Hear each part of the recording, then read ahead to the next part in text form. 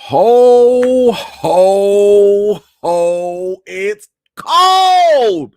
Woo, wait, what is up? How are y'all doing today? It is Friday.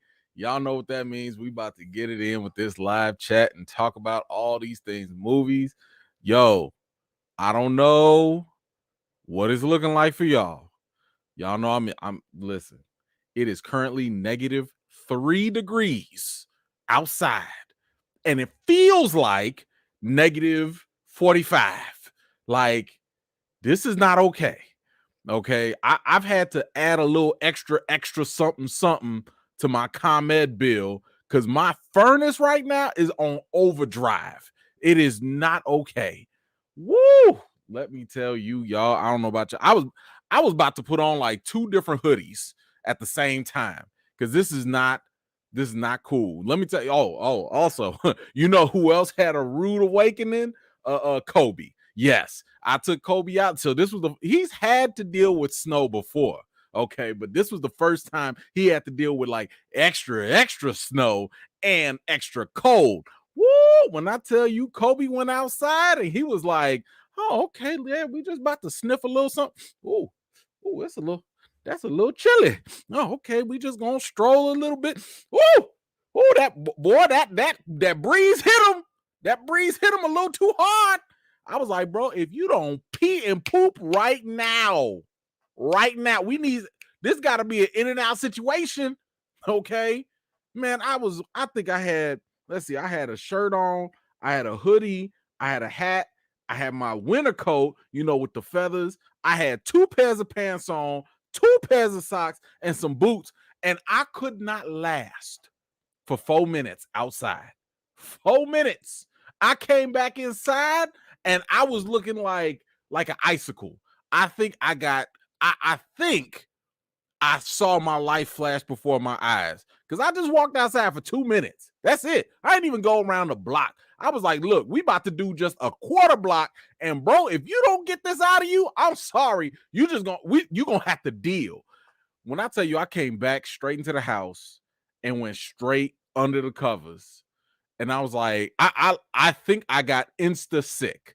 Like, it was just, you know how like cold weather sometimes it take a minute, then you get sick. I got insta sick from 2 minutes of being outside. I felt like, you know, when your snot get cold, your lung gets cold. You know, I'm like, yo, I'm finna die. Kobe, if you don't get this out, bro, it's done. I don't know what you're gonna do. I don't know. But anyway, woo, hey, happy holidays, y'all. What is it? Merry Christmas, Happy New Year, Happy Kwanzaa, Happy Hanukkah. What else do we got? Festivus. I don't know if people actually Happy Festivus. Is all of the above to all of y'all. Go ahead and enjoy your celebrations, whatever they may be. But yes, thank you so much, y'all, for joining. Let's give some quick shout outs to some folks who are here tonight and see what is up. Let's see. We got Natalie kicking it off. Thank you so much. Appreciate you for the contribution straight up from the jump. Love it to see it. Let's see. You said Merry Christmas Eve, fam. I'm headed back to Chicago for the holidays. No, what? Listen, are you sure you want to come back here? Because it's look, I don't know where you coming from. Because if it's anything in the positive degree, stay there. Like, stay there for 4 more days. Chicago is not where it's at right now. Ooh, man, I wish I was traveling right now so I could. Ooh, I'd be gone. I don't know if I come back. I'd be like, look, y'all just gonna have to catch me later. Catch me when it warms up, because woo, this is not fun. Let's see, we got the Mod Squad, top vet in the building with Kristen Pratt. Hello. Thank you so much and appreciate you for holding it down. Rabia, how you doing? Good to see you too. Let's see, Kenny, what's up?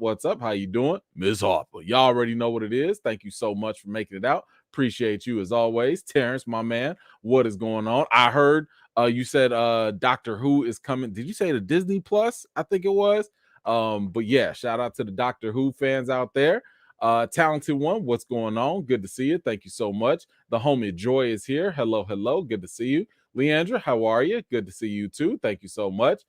Jam, what is up? How are you? Thank you so much for making it out. My man Gray is back. Always a pleasure. Thank you, sir, for making it out. Rhonda, how you doing? Good to see you. Thank you so much for making it out.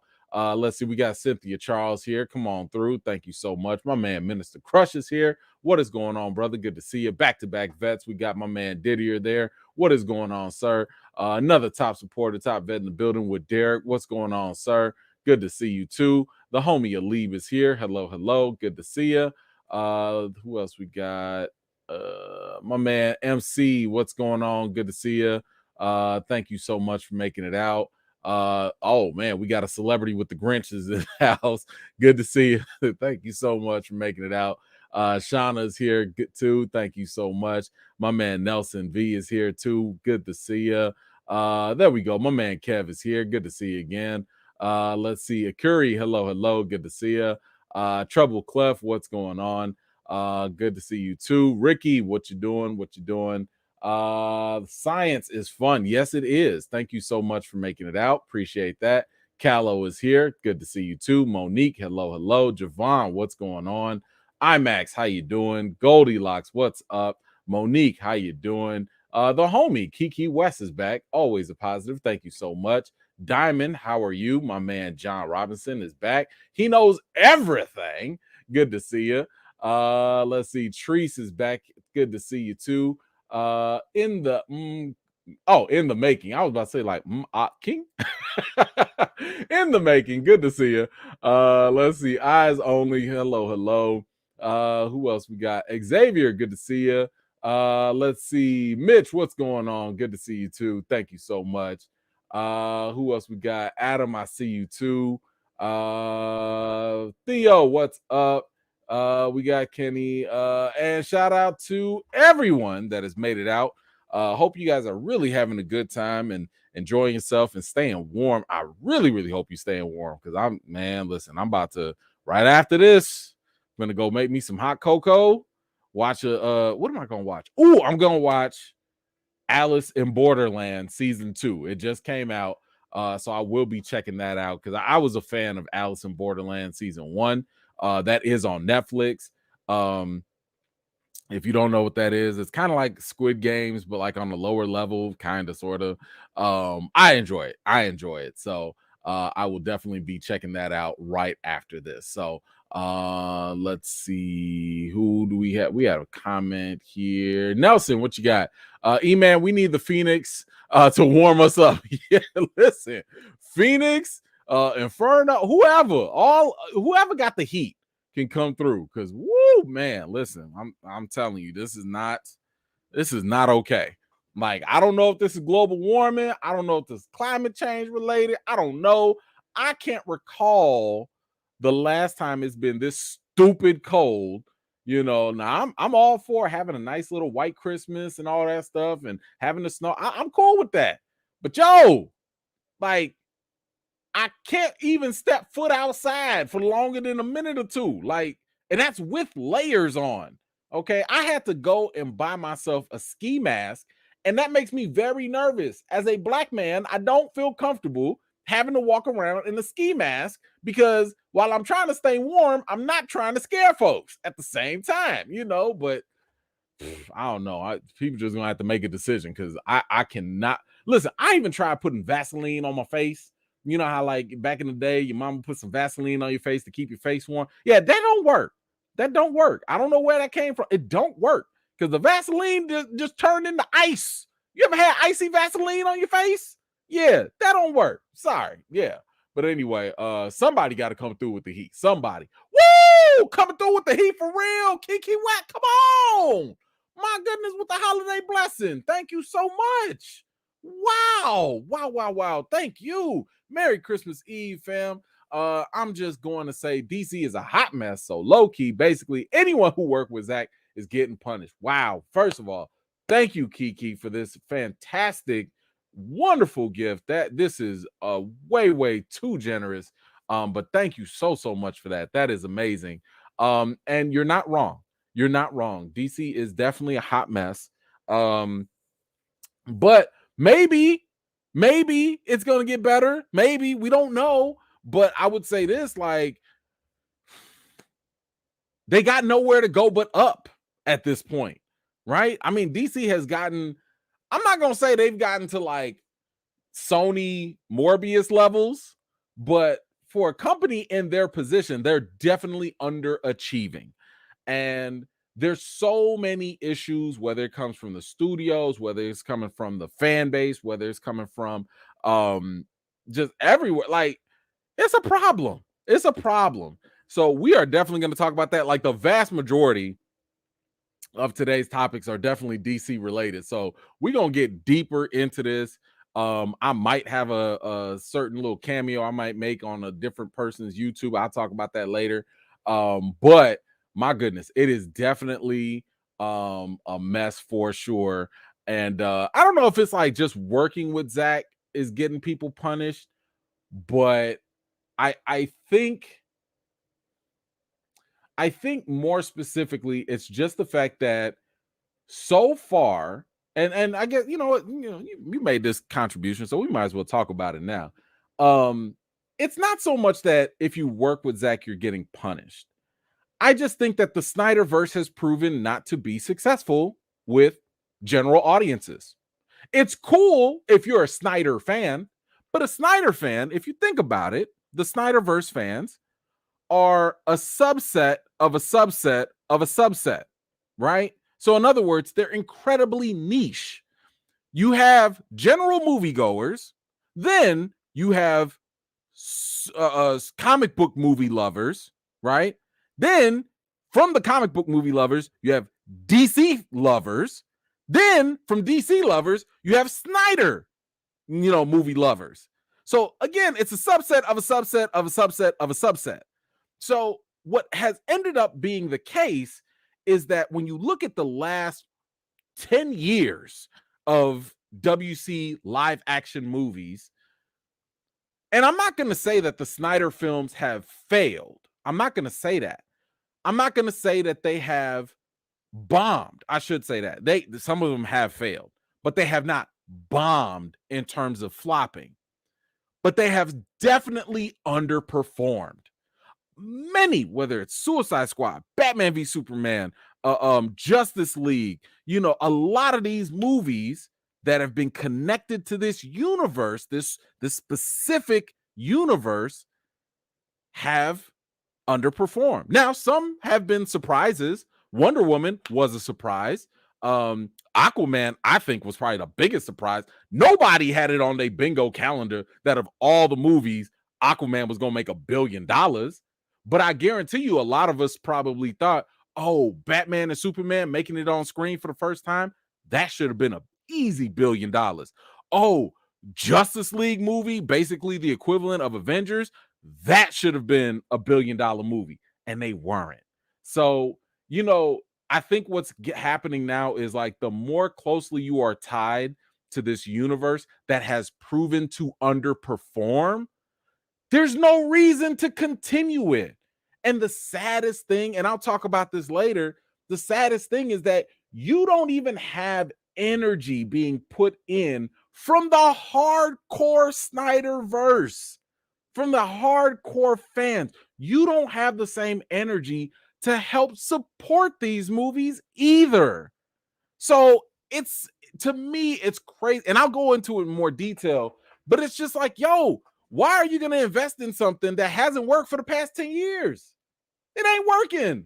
It has not worked. Just because some people like it does not make it an overall good investment. And that's the problem. So yeah, you're right. It's definitely messy. And yeah, some of the direct connections to Snyderverse are being snipped. I personally don't think everything will, but I think some of the more direct ones are that are going to prove to be problematic down the road. But again, we'll get into that. We'll talk about that. But thank you so much. That's such a wonderful holiday gift. I appreciate that so much. But thank you so much for that, Kiki. I really appreciate you. Let's see. Let's move on. Who else? Shout out to everybody that's just joining too, by the way. I know a couple more people are joining. Oh, Kiki with the back. Come on, back to back. Nah, they can descend even lower. I'm talking to first. Oh, low. Come on now. Look, I was trying to be nice. Let's not. listen, I'm hopeful. I'm very hopeful, right? Like I'm very optimistic that any franchise can get better because I want them to be better, right? I want Sony to get better. I want DC to get better. I want Marvel to get better. I want all of them to get better. It would take so much. Like, I feel like the only way they can get worse is if they intentionally just get worse. It would take so much for them to get worse. I hope not. I hope not, but we'll see. I don't know. We'll see. I'm hoping for the best, though. I'm hoping for the best. Nicole, thank you so much. DC need to have their animation team do the storyboards and scripting for all their live action team.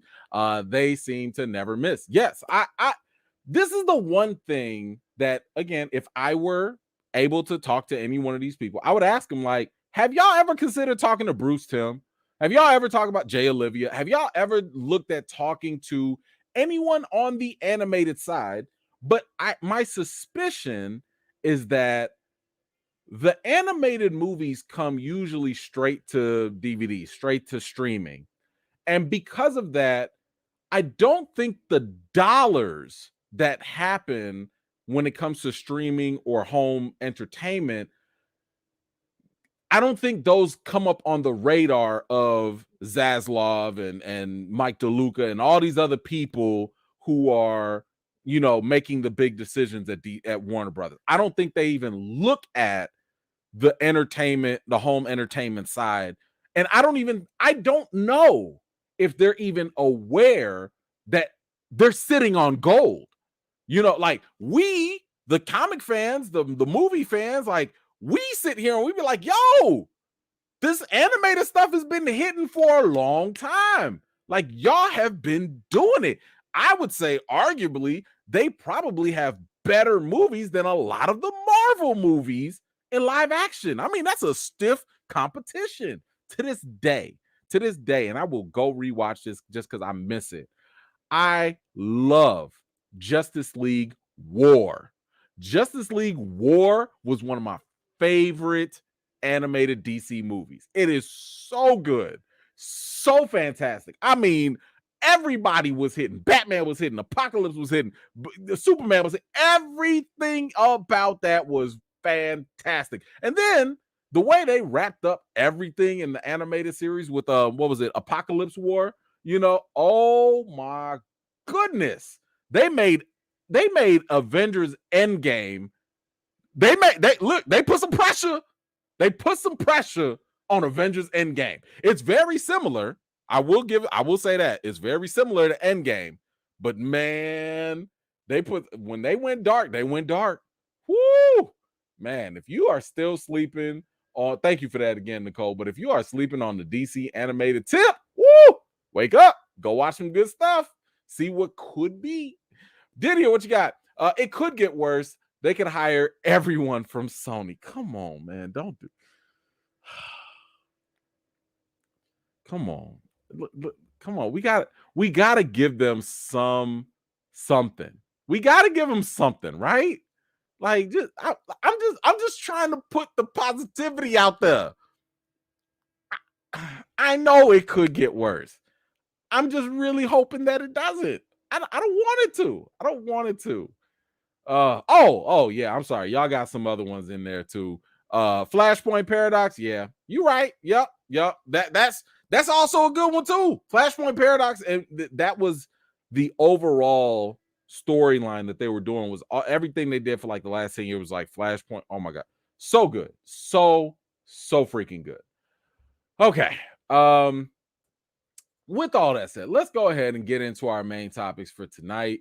Let's start off with something, I think pretty simple. I think something that we all understood from a very, very early point on. I've told you guys from the very, I don't know how long ago, James Bond is a popular fictional character, maybe because of recasting. I've told y'all the power of recasting has propelled characters into legendary status. And if you've watched, I'm sorry, this is going to be a spoiler alert. If you have not watched the latest James Bond movie, like you've had time. I'm sorry, you've had time. But with the last No Time to Die James Bond film, we saw Daniel Craig's version of James Bond come to an end.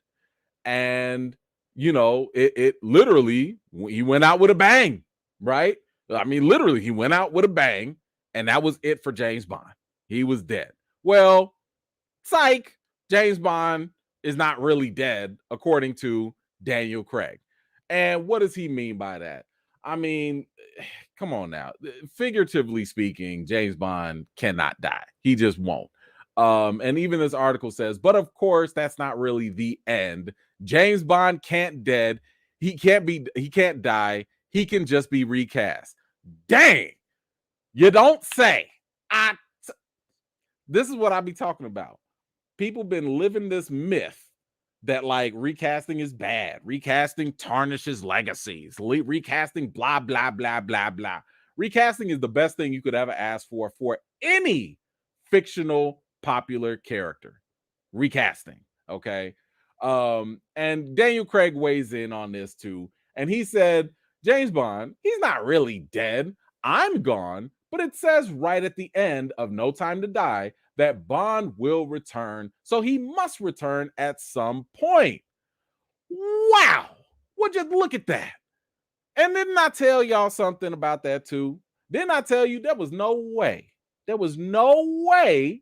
that James Bond, the character, was going to go away no time soon.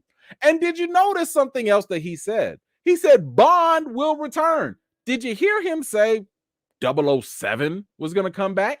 Did you hear them say, don't worry, we'll have more 007 movies because it's about the mantle, right? Hell no. You don't see nobody recasting mantles. You see the characters getting recast. I've told y'all this for over 2 years. Characters over mantles. James Bond will survive. Why? Because ain't no way y'all will let this character die for any reason. I don't care if Daniel Craig was the greatest James Bond you would ever see. Ain't no way you about to sit there and be like, can't be no more James Bond. Ain't no way. Just it would never happen. Okay. So yes, I wanted to just bring that up again because I wanted to prove what I've been saying for years now.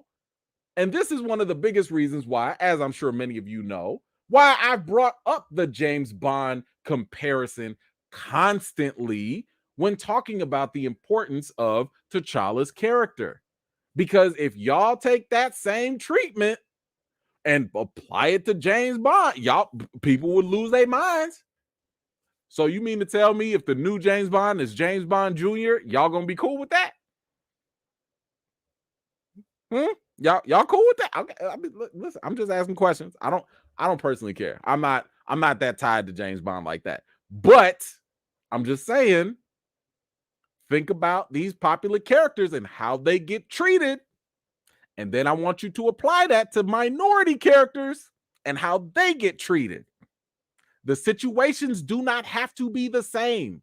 It doesn't matter if an actor dies or if they get recast because they're fired. It does not matter because in 10, 20, 30, 40, 50, 100 years, no one's going to care about those reasons. They're only going to care about the legendary status and relevancy that comes with the character. History has been telling us this. But we like to live in these like current times and act like everything is exceptional and everything is circumstantial. Sometimes it is, and sometimes it's not. So when it comes to the legacy and relevancy of characters and actors, recast, and keep that going for generations. That's how you keep a legend going.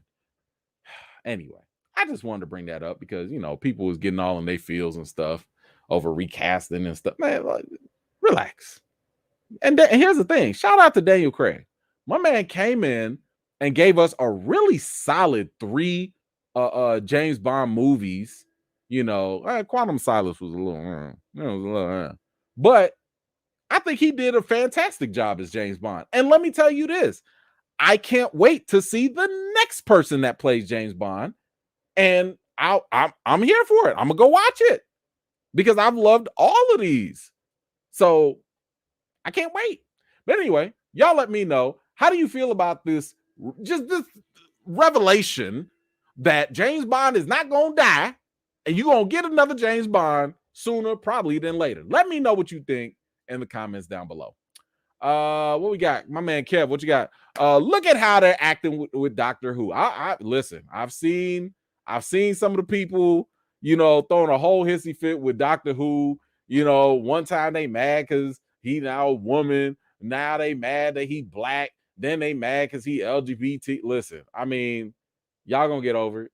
All them people that's upset, they'll get over it. They'll be all right. They will be all right, because like at the end of the day, they'll be more upset if there was no Doctor Who, just because they changed up an alien who, by the way, can change his form anyway. What are we doing? But anyway, thank you for that, Kev. Appreciate you. Kenny, what you got? Is Avatar 2 performing okay? I heard it wasn't. I mean, that's relative. Avatar 2, from what I just heard, I think it just cracked 500 billion globally. So, that's not, it's 500 million already, and the first Avatar movie, it opened at like less than what this current one did, but then over time it started to gain traction. Now, the one thing I'll say that I think might be part of a reason is, one, when I tried to like get tickets, I tried to buy tickets for my wife and daughter, right? So like they wanted to go see it, and I wasn't about to let them go see it in some raggedy theater. I was like, no, y'all finna go to Dolby 3D, you know what I'm saying, and watch that sucker like the way it's meant to be seen. So while I was going, and this was like 2 days before the movie came out, while I was looking for tickets, they were sold out everywhere, right? Like unless I got 1 or 2 seats or whatever, everything was sold out. So that to me told me a couple things. One, if I'm looking for these movies 2-3 days ahead of time and it's sold out now, and because of the fact that the movie is 3 something hours long, which means you're not going to have as many runs in the theater, right? The longer a movie is, the less amount of times or less amount of instances you can replay it. So with the shorter amount of plays in the theater, with the fact that it was sold out, I was like, dang, if I was just, interested in watching it, and let's just say other people are too, what are you going to do? You're going to have to look till next week, because maybe you can't watch it during, the week because you going to work or school or something.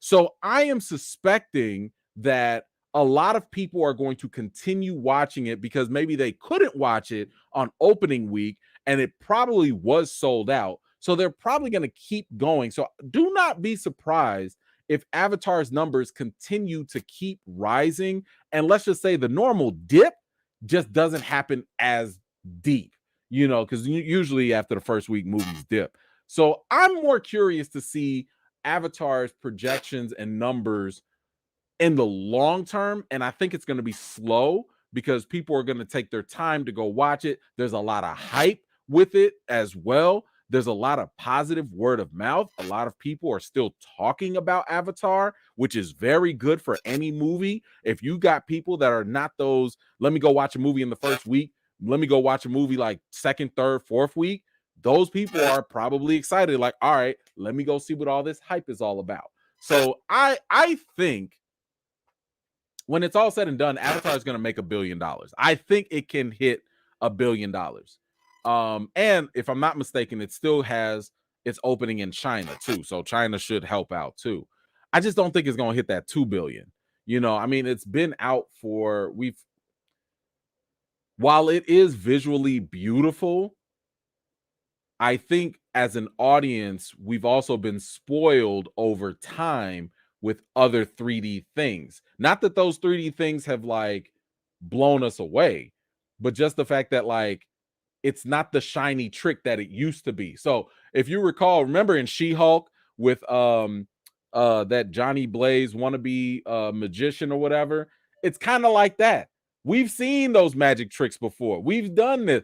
Unless you come out with some real magic, it's not really gonna blow people away. You know what I'm saying? So like Avatar, while it is fantastic and beautifully made, especially with the VFX, I don't think it's gonna hit that 2 billion mark. But no, I think it'll be fine. Like it'll be fine. If it hits 1 billion, I think that's more than enough to justify, okay, let's make the next movie, because the next one is probably gonna also hit 1 billion, and they'll probably keep that as the baseline. So anyway, we'll see what happens.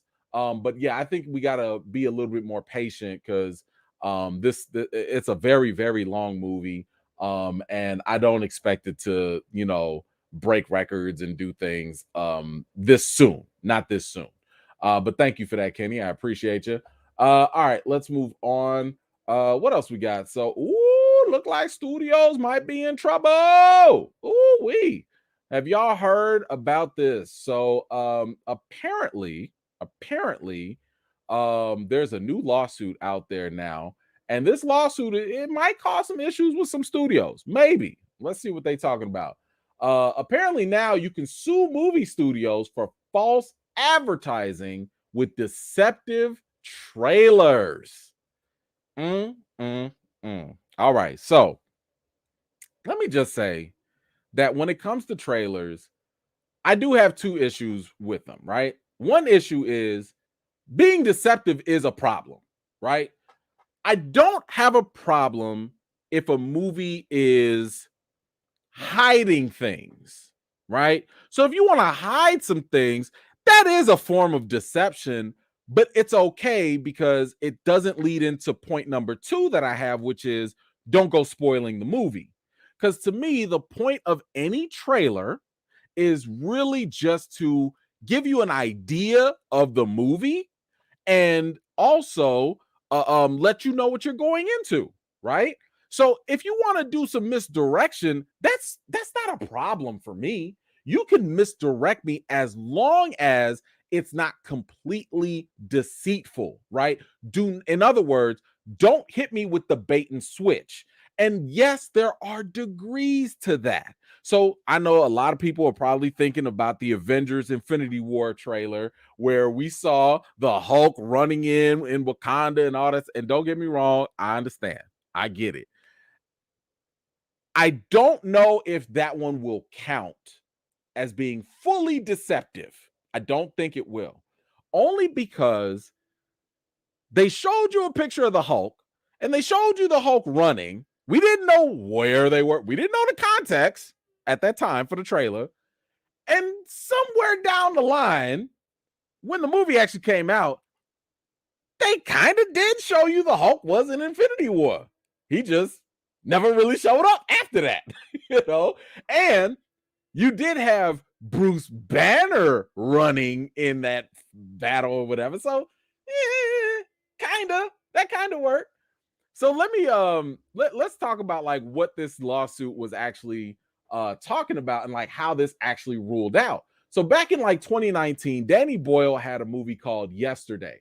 And the trailers before the film released showed that Ana de Armas, remember her? Yeah, Ana de Armas at that time, she was going to be playing a role in the movie. However, if you were a fan of the now famous actress, you would have been disappointed because disappointed by the complete lack of her in Yesterday. So what ended up happening was the fact that they ended up cutting her scenes from the movie. So if you went and like because the people that filed this lawsuit, they rented the movie because they were big Ana de Armas fans. They rented it, and when they rented it, they were like, "Oh snaps, Ana gonna be in this movie." And when they watched the movie, she was not in it at all. So that was misleading for them. It was like, "Yo, how you gonna show me a movie like, let's just say Doctor Strange, Multiverse of Madness?" And they showed us all this Professor X and all this stuff. And then we go watch the movie and Professor X ain't even in it. Like at all. They'd never show him at all. That would be considered misleading. That is what they're talking about, that allowed this case to like actually move forward. And they lost this case too, by the way. So Universal, who did the studio here, they said they wanted the lawsuit thrown out, as they would go on to argue that trailers were protected under the First Amendment. They further claim that trailers were artistic expressive work that should be considered a 3-minute story rather than an outright commercial. However, the judge rejected that and considered movie trailers commercial speech. Yes, I agree with the judge. I told y'all, listen, I said this even when we were talking about Black Panther Wakanda Forever. The purpose of a trailer is to get butts in seats. That's it. It is a commercial. No matter what, I don't care what the intention is. I don't care what the focus is. I don't care what the plot is. You put out a trailer as an advertisement for people to come see your product. That's it. Now, is there artistic leeway within a trailer? Absolutely.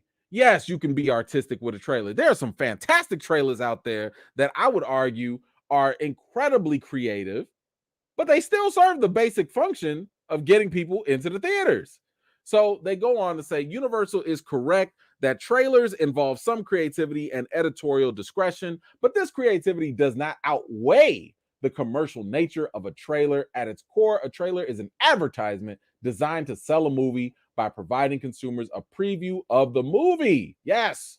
And the court's holding is limited to representations as to whether an actress or scene is in the movie and nothing else. So that's where the court is drawing the line. The court is basically saying, if you said somebody's going to be in a movie and then you say, and then the movie comes out and they're not, that's a problem. So that's where they're drawing the line. Now, I will say that there should be a little bit more, I don't know. I would draw the line a little bit differently, right? So for example, I would, and the lawyers in this tried to talk about like, well, if you do this, it's going to be a slippery slope. And next thing you know, anybody that watches the movie, and if they're disappointed, they're going to try and sue. And that's not cool. And I agree with that. I agree that just because you go into a movie and the trailer looked good, but the movie ended up terrible, that is not grounds of false advertising or whatever. That's just your opinion that the movie was bad.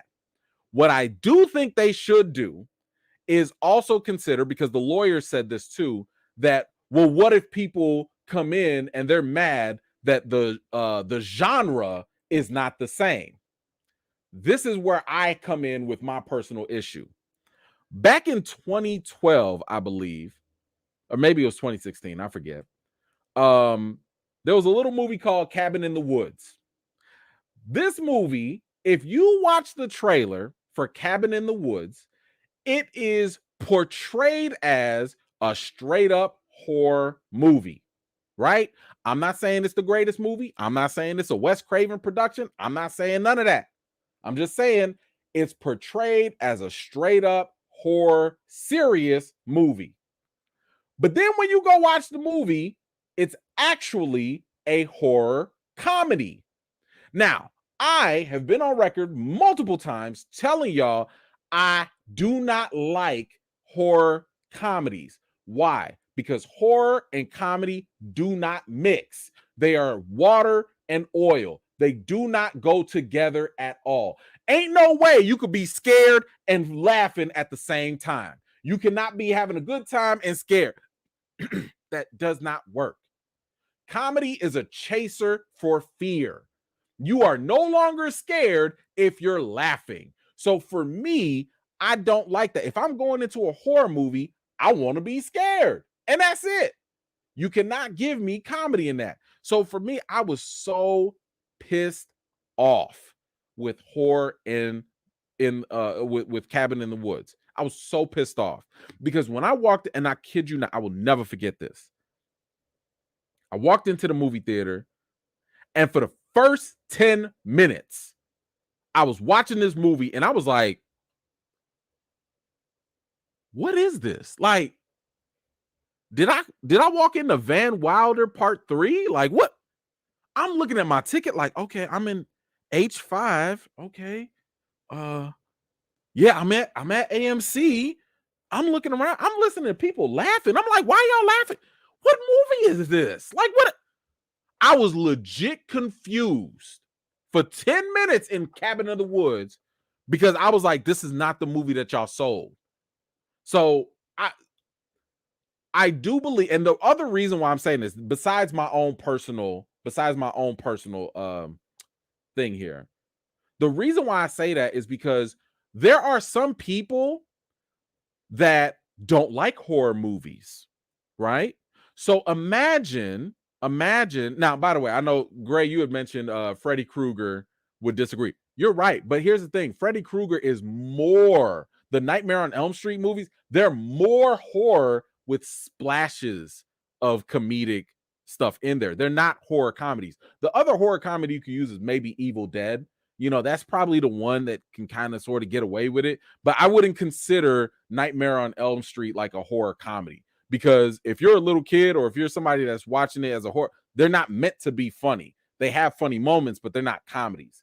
But anyway, the argument I would also give is there are some people out there that don't do horrors at all, right? There are some people that don't like horror movies at all. Like they avoid them, they are very scared by them, and that's fine. Imagine if a trailer was out there acting like a comedy and you're like, oh, this is great. I'm going to go watch a comedy and have a good time. And then it turns out to be an actual straight up horror. That's not cool. So, yes, the genre matters, right? And I say this also because Mrs. E-Man, she does not like horrors. Matter of fact, we can't even watch horror movies together because while I love them, she doesn't like them. And she also acts very weird where, and I get it, this is her defense mechanism. When she watches a horror movie, she laughs. Why? Because that's a way to make it not so scary.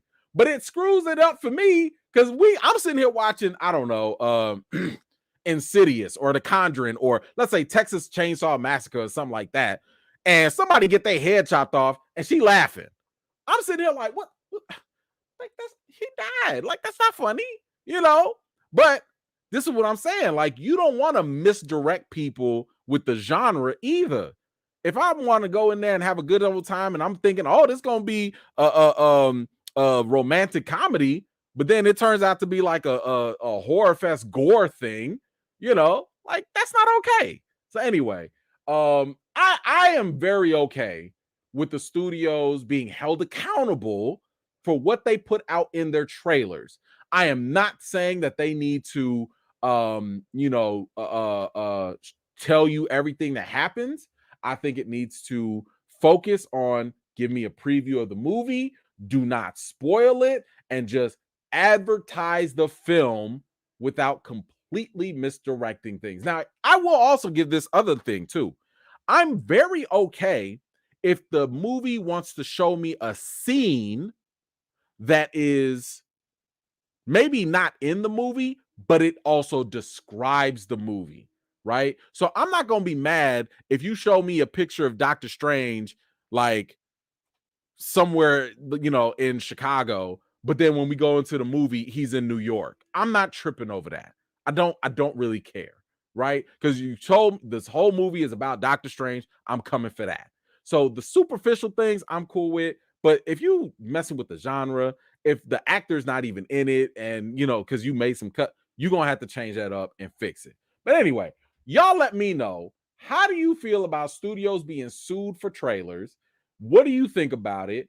Are there any exceptions that you're okay with? And are there any other examples that you can think of a trailer that you thought was misleading, it was a misdirect, or they straight up lied? Let me know in the comments down below. All right. Puma Lee, what you got? This bait and switch needs to stop. So wrong. It's Freaky Fridays. Merry Christmas and happy holidays to all. Cabin was a great example of switch. Yes. I mean, and here's the thing. I don't want people to confuse their enjoyment of Cabin in the Woods with the bait and switch that happened with the trailer. Some people are so like retroactively thinking about this. Like a lot of people, when I bring up Cabin in the Woods, they're like, oh, I love Cabin in the Woods. Oh, it was great. And that's fine if you enjoyed it. Had I known that it was a comedy, going in, I never would have wasted my money to go see it. So my issue is the fact that y'all tricked me, and not in a good way. Some people might not care. That's fine for you. No one has, when we talk about lawsuits or problematic issues, no one cares about the people that are not affected. We care about the people that are affected. And I'm sorry, I wasted my money. And maybe that happened to other people. And I'm not saying it's just Cabin in the Woods. Maybe it happened with other movies. But if you're misleading people on a large scale like that, that's not okay. It's not okay. So yeah, thank you for that, Puma. I really appreciate you for that contribution. All right, let's move on. Oh yeah, okay, let's go. Y'all boy is back. You know, the GOAT, the man that don't miss is back. Y'all know, listen, I don't know about y'all, but I have had a love-hate relationship with the Terminator franchise. Terminator 1 came out like what was it, in the late 80s, mid 80s, or whatever. Great. Arnold came through, put his name, really elevated his stardom, right? Terminator 2, oh my God, took it up, whole new level. One of the best sequels out there, like ever made. Of course, James Cameron. Don't miss. You already know. Terminator 3, I think that was the one with Christian Bale. Terminator 4, 5, 6, 7, it just started going down. Sarah Connor Chronicles, yo, shout out to that. That was actually a decent series. But every time they did a sequel for Terminator, it just got worse and worse or more mediocre. It just never could live up to what Terminator 2 accomplished. A lot of that, so many different factors. I think Terminator Genesis was one of my biggest issues, and I would sue them for that because Terminator Genesis specifically spoils the whole John Connor reveal, the whole plot twist. They spoiled it. Even the director was upset because he was like, this is what the movie was about. The whole movie was about this plot twist, and y'all put it smack dab in the trailer. So guess what? When you put it in the trailer, when you put it on the movie poster, and people go watch it, what do you think their expression is going to be when they watch it and they're like, oh, that's it? There's no other surprises? Yeah, we saw that when we came in. Well, duh. Now people are not going to like your movie as much. So the Terminator franchise has been terrible ever since part 2. It just was not that good. And even James Cameron came out and talked about what was the last one? Was it Dark Fate, Dark something, whatever it was? He was like, the biggest problem was just the fact that, like, yo, everybody was a little too old. Y'all brought back Linda Hamilton and whatever. Y'all brought back Arnold. Like, it was just a little too old. And the movie was okay. It was all right. To be honest with you, it was kind of forgettable. I don't remember very much from Dark Fate. I remember watching it and I was kind of like, meh, a little predictable.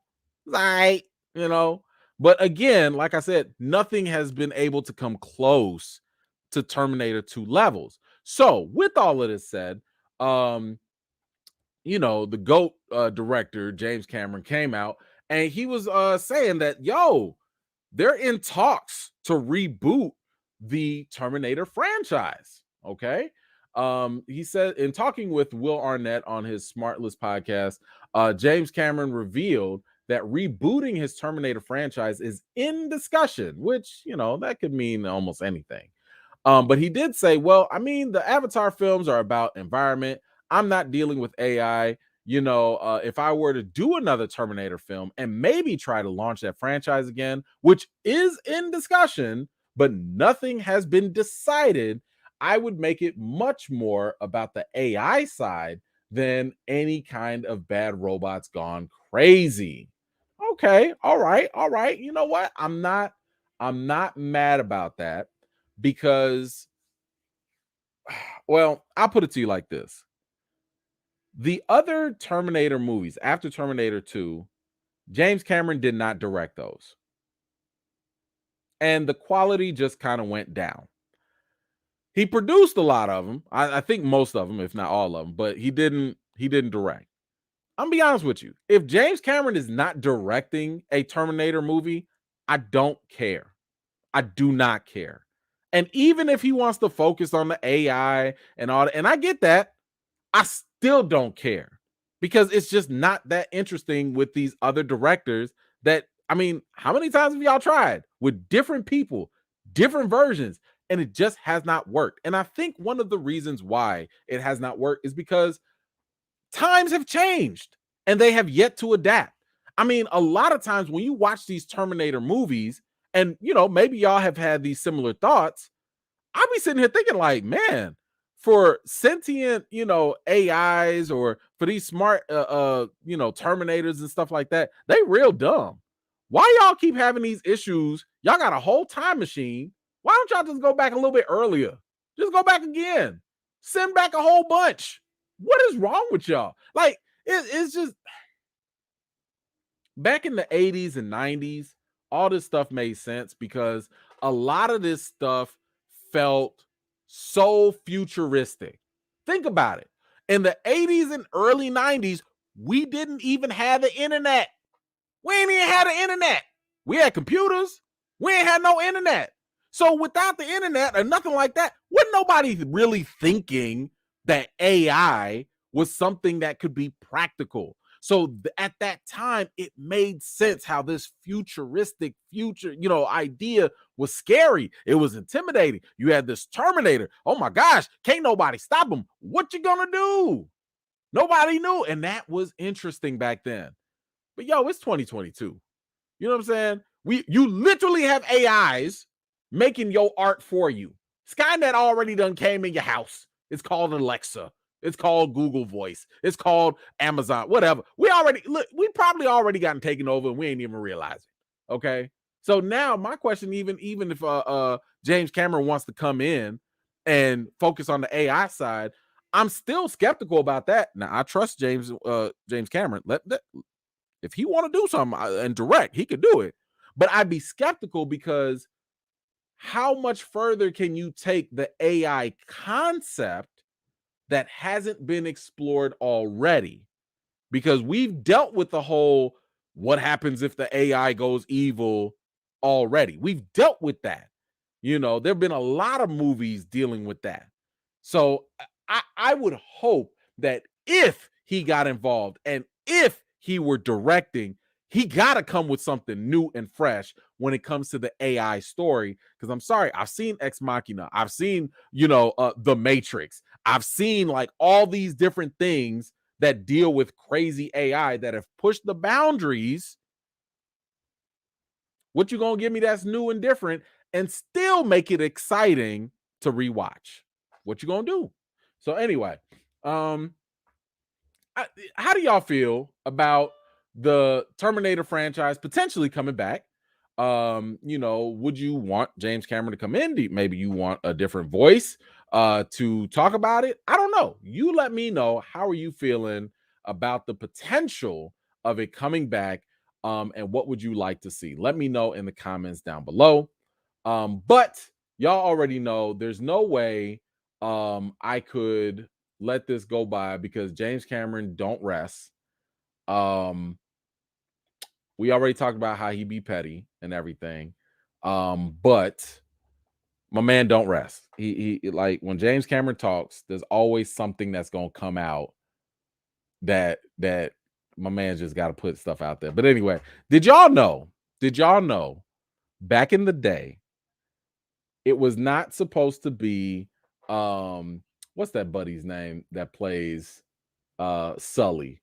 Whatever the actor's name is. Gosh, I forget his name. Sam Worthington.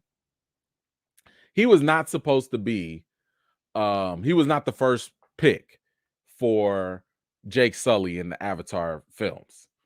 It was actually going to be Matt Damon. Did you know that? It was actually going to be Matt Damon that was going to be the top pick, to play Jake Sully. However, Matt Damon was also doing the Bourne franchise. So he didn't have time. He didn't have time to do it. And that's, it is what it is. That happens. But yo, did y'all know what that deal was? Listen to this.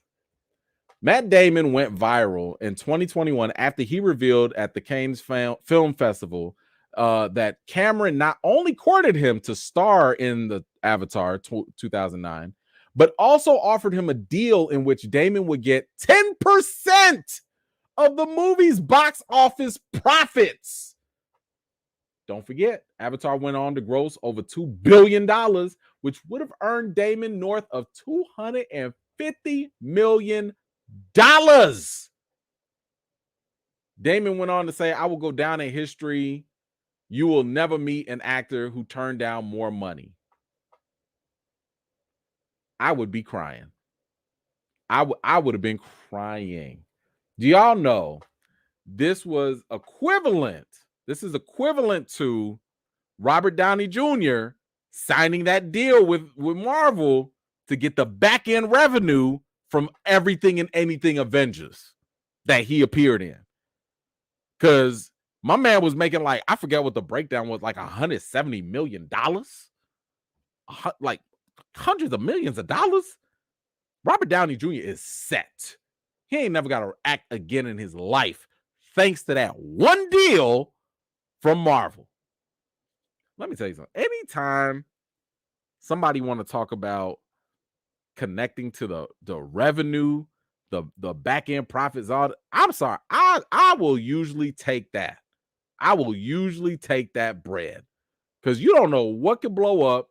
Compound interest, residual income. You know what I'm saying? Like, I want to get paid when I'm not working. I like that. That's a beautiful feeling. Okay. Whew. Because you can take that upfront money if you want to. What was that guy's name? Jason Weaver. Jason Weaver, shout out to the Black Mamas. His mama sat here and was like, nah, we ain't gonna take that 100,000 that you want us to you want him to sing for the Lion King song. You give him them royalties.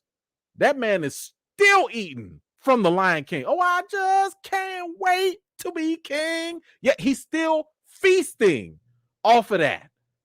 All because of that deal. Come on now. Y'all better get on them royalties and that residual income. Come on now. So James Cameron, anyway, he responded to this. You gotta love James Cameron for this. He just be straight up with it. And he laughed. He's saying this jokingly. He said Matt Damon's beating himself up over this. And I really think, Matt, you're kind of like one of the biggest stars in the world. Get over it. Only Cameron would be so cruel. Cameron be so cutthroat. He'd be so cutthroat. Oh my God. He just told him, like, look, man, you had your chance. It's done. It's over with. Those days are over. It's never gonna happen. Move on. Get over it. Anyway, that was your James Cameron moment for today. I just thought I'd share that because my man just be, again, he said that jokingly, so he's not like some, he's not being all cruel. He didn't cuss nobody out, but it's cold-blooded, man. It's cold-blooded. Anyway, let me get to some of these comments. I think I saw one earlier. Puma, what you got? Avatar needs to be watched at a 4D theater. Seats moved with the action, and you get a little water. So good. Loved it. Cameron needs to write and direct Terminator. Listen, I mean, I don't know how much access people have to 4D. I mean, if you can do it, absolutely. I definitely agree with that. But like I've said, I think if you can get IMAX 3D or Dolby 3D, you definitely want to go check that out that way. Now, again, this is if your eyeballs permit it. I've seen a couple people say my eyes can't do this. I get it. Obviously, that does not apply to you. But if you can, that's the best way to go watch Avatar. And anything else beyond that is just a waste of time. Sorry, just saying. Let's see. Thank you so much, Christopher. What you got? Isn't Keanu Reeves getting that type of deal for his movies? I don't know. Maybe. I don't know the specifics, so I can't comment on that too much. But I wouldn't be surprised. I mean, backdoor deals or back end deals where the actor will get the profits later. It's not totally uncommon.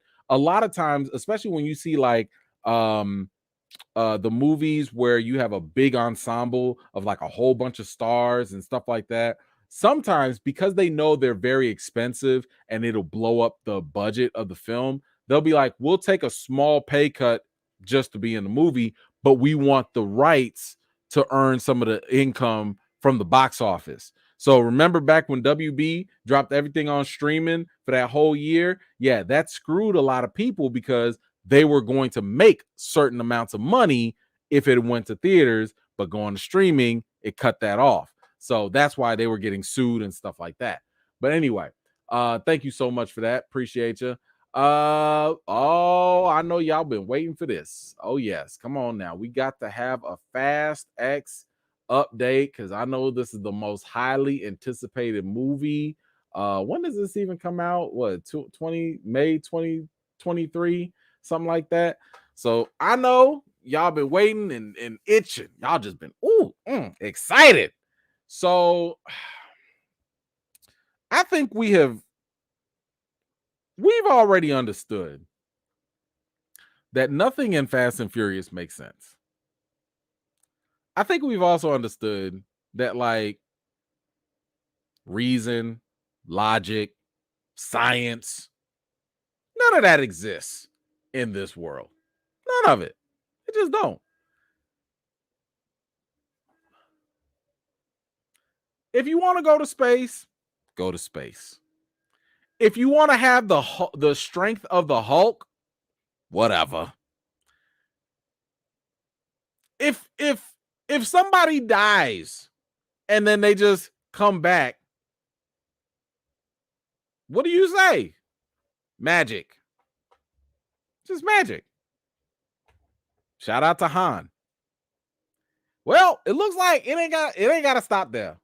So I don't know who's gonna be surprised by this because I know I predicted this a long time ago. But guess who's Bizak? Why not? Why not? Bring back Gal Gadot. That's right. Because according to this, she is going to be returning for Fast and the Furious 10. Because you know what? Who cares about a permanent character death when you've got family? Who cares? I mean, she only fell off a runway. She only, what was it? Like an explosion or something on a fast moving plane. You know, hey, maybe what's dude's name? Kurt Russell's. Maybe he concocted some other fake death the same way he did for Han. Maybe. I'm also figuring to myself like, well, it looked like Wonder Woman 3 ain't happening, so maybe you got some free time now. You know, damn, was it the airplane that ran over her? Jesus.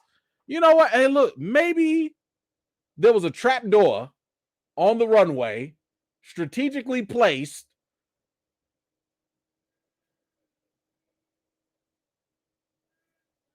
I don't know. Like I have no idea how the hell they about to explain where the hell she been and how the hell she coming back. I mean, if you want to tell me she come back in a flashback, I would have so much more respect for the Fast and Furious franchise if you just wanted to bring her back in a flashback. I'd have so much more respect. So much more. But I don't think that's going to happen. I don't. I don't even want to read this. I don't even care. I don't even care. Like they just going to bring her back, you know, but this kind of goes back. Now, I don't know if this is a popular theory or not. I don't know if other people have said this or not, but I've been under the impression that and you know, they said here, you know, bear with me with this. Vin Diesel did say that Fast and the Furious was going to end after sequel 11. So Fast X is part 1 and then 11 is going to be the final chapter. They lying, but whatever. And I think that in my opinion, if they are going to do something like reboot the franchise, right? one thing I've always said that this Fast and Furious like franchise always needed was to go back to its roots. Because one thing that I've always loved about it, what brought me into it was the fact that they introduced me to this world of racing. I had no idea about this culture. I had no idea of like the little intricacies of racing. I mean, I know Tokyo Drift ain't really like the highest ranked of these movies, but I was fascinated with the concept of drifting. I was like, yo, this is really interesting. I didn't know cars could do that, right? So like a lot of these things I thought were really cool. That's why I liked everything up to like Fast 5 or 6. I really enjoyed. I was like, yo, these are actually dope. And I thought it got better once The Rock got in there as well. And I think the moment, probably a little bit before that, because the movies are a little blurry for me, when Paul Walker passed away, that's when I think the movies really started to get unhinged. That's when the movies really started to go off the rail, off the tracks, and they really started to become more unrealistic. And it was more of the spectacle than it was the story. And I've told y'all before, fans will always come through when it comes to a good story, but spectacle do not last. Spectacles are like a quick flash. It's great, it's shiny, it's bright, but then you come back to your senses. You cannot build a long lasting franchise off of just spectacle with no real substance. Because after a while, people are just not going to care, or either you're going to keep outdoing yourself to the point where it's no longer like it's just unbelievable, right? So, my opinion is that if I were, let's say, Vin Diesel's partner, and I was like, all right, look, we know that every movie tries to outdo itself. We know that the stories have been weaker and weaker moving forward. I really think that the best way to reboot the franchise, the best way to end it on a positive note where people can actually not completely laugh it off.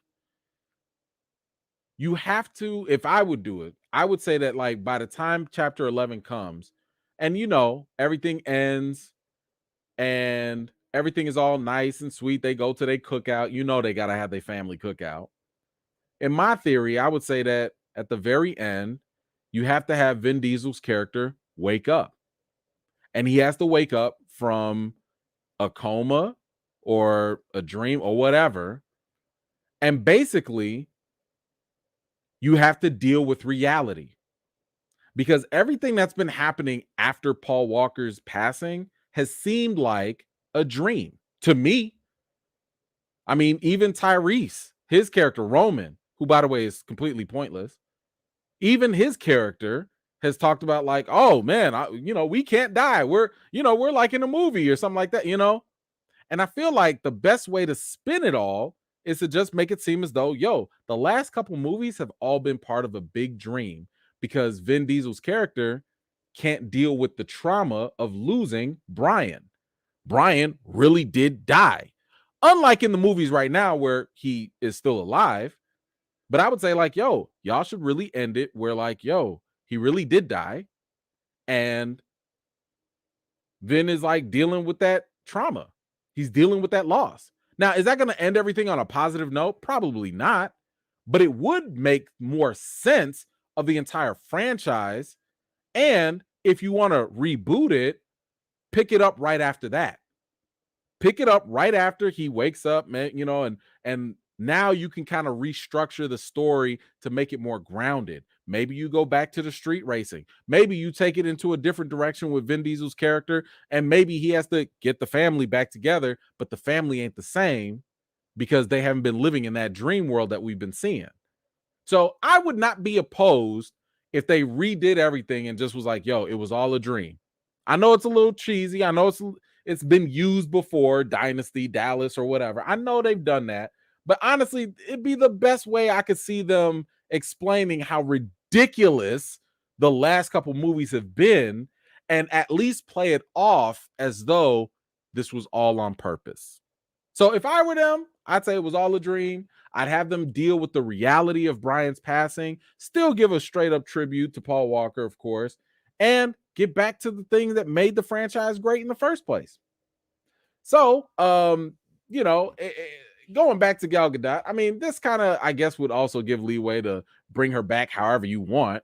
But if you end it off and say, yo, it was all a dream later, I think it also worked. But anyway, y'all let me know.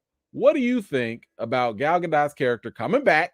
What do you think about, you know, the fact, how do you think they're going to bring her back? Is it going to be magic again? I don't know. And what do you think about a potential reboot for the Fast and Furious franchise? Like I said, I'm an optimist. I'm trying to help. I want to help, you know. Let me know your thoughts in the comments down below. All right. I got a couple. Let me grab these comments real quick. She got ran over a plane. Like, maybe she was never real. I don't know. I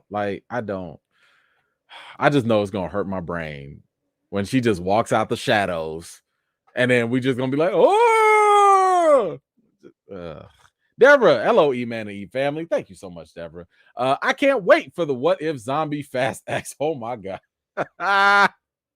You know what? At this point, they might as well just throw some zombies in there. Why not?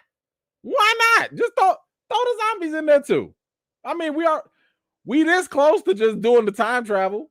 They was like, oh, y'all want us to go to space? All right, we could do that. So didn't somebody say that they wanted to maybe have them cross over with Jurassic Park or some nonsense? Woo, my goodness. You know what? Listen, watch this. Be careful what y'all ask for, because next thing you know, they're gonna have zombies actually driving cars too. Okay, be careful what y'all ask for now. Y'all put it in this universe and it's gonna happen. Whew. Anywho, thank you, Deborah, for that wonderful contribution. Nelson, what you got? Gadot's character have Wolverine healing power? Of course, because there's some new scientists with an experimental drug that you know, shook her hand and gave it to. Now y'all give me a headache. Yeah, why not? Why not? She got healer powers. Yup. Might as well. Mo Better, what you got? Wait, so Fast and Furious can find a way back to bring back Gal Gadot's character, but Marvel can't bring back T'Challa. You know what? Let me stop.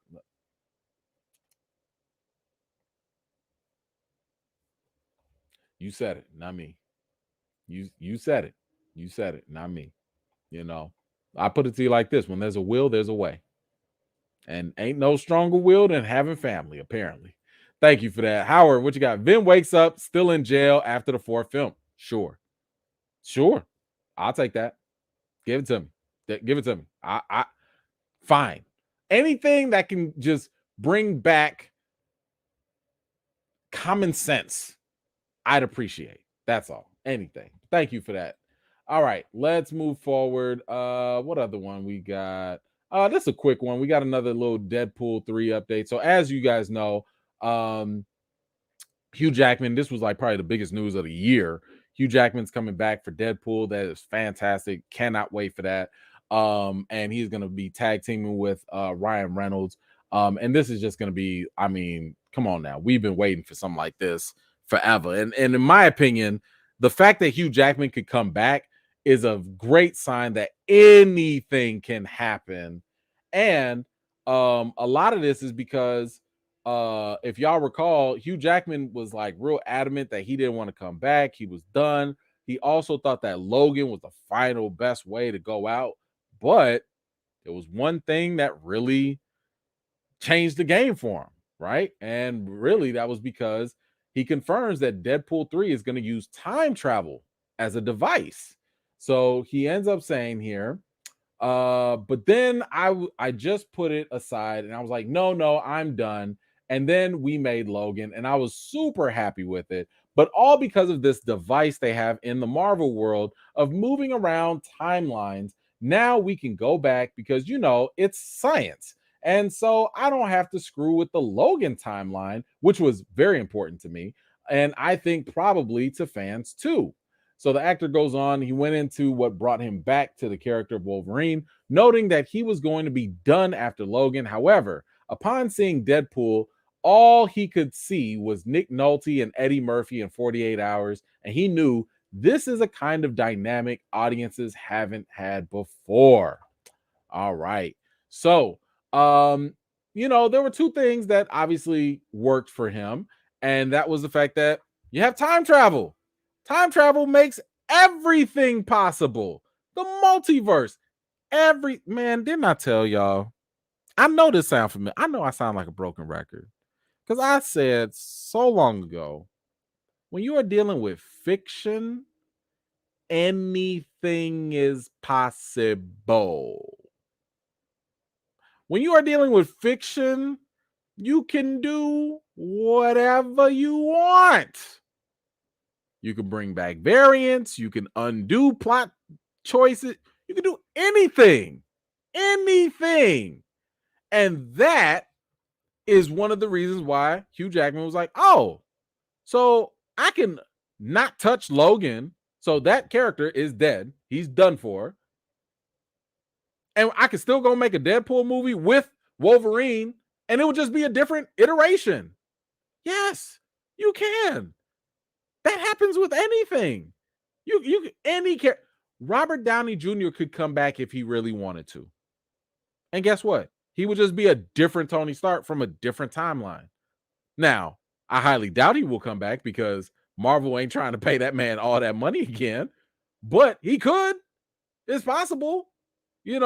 So at the end of the day, I love the fact that Hugh Jackman has, like, this has dawned on him and that he understands, because at the end of the day, as fans and as the actors, you get a chance to do different things. And that's what he was saying, the whole Nick Nolte and Eddie Murphy. So they're going to have like the good cop, bad cop, or the funny cop, serious cop type of dynamic, which I think we've always kind of thought a Wolverine Deadpool dynamic would look like. So I'm looking forward to it. I think that'd be kind of cool. I know a little while ago when the news dropped, I actually dropped a little theory about how they would do some time travel and stuff. So y'all feel free to go back and check that video to hear that theory as well. But y'all let me know, what do you think about Hugh Jackman coming in, not messing up Logan, and just doing a completely separate version, but now that'll tag team with Deadpool? Let me know your thoughts in the comments down below. All right, let's move on. We got an Ant-Man update. We're gonna stick with Marvel here for a little bit. Now I'll be one of those people, I admit it. I ain't really been checking for Ant-Man. Like, I never have. Okay. I've never really cared about Ant-Man like that. Ant-Man has always been kind of like a space filler for me when it comes to the movies. I'm not saying I hate Ant-Man. He's been, enjoyable, right? Like you get your little funny haha chuckle here and there. All right. So apparently, director Peyton Reed has come out and was like, yo, I'm tired of y'all not taking Ant-Man seriously. I'm tired of y'all thinking that he just a little side piece. He gonna be the main right now. Okay. And y'all already know, I'm only looking forward to Ant-Man 3 because it's Kang Gang all day. That's the only reason I'm looking forward to this. I'm not going there looking for Scott. Okay. It's Kang Gang. That's it. So here's what the director had to say. Here's what he had to say.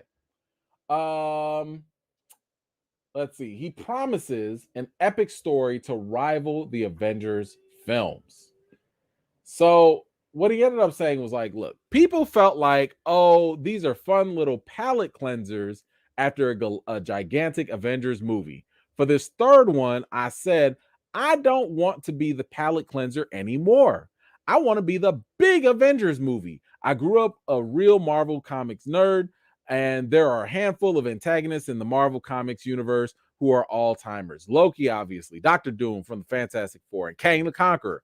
In conversations with Kevin Feige and Marvel, it was like, I want to pull Ant-Man and Wasp up again. I want to put them up against a really formidable villain in this movie, and we're doing Kang the Conqueror. In the comics, Kang has dominion over time. He's a time traveler. His situation is a bit different in this movie, which I won't spoil for you, but he's someone who, while we live very linear lives from childhood to death, Kang doesn't exist that way.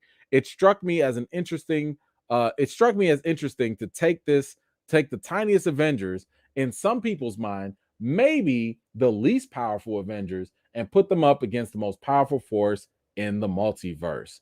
First and foremost, I love the fact that he is putting some respect on Kang, because Kang is that guy, right? And you definitely want Kang to be one of the you have to make Kang bigger and better than Thanos. You have to, because otherwise, people are going to compare him to Thanos anyway.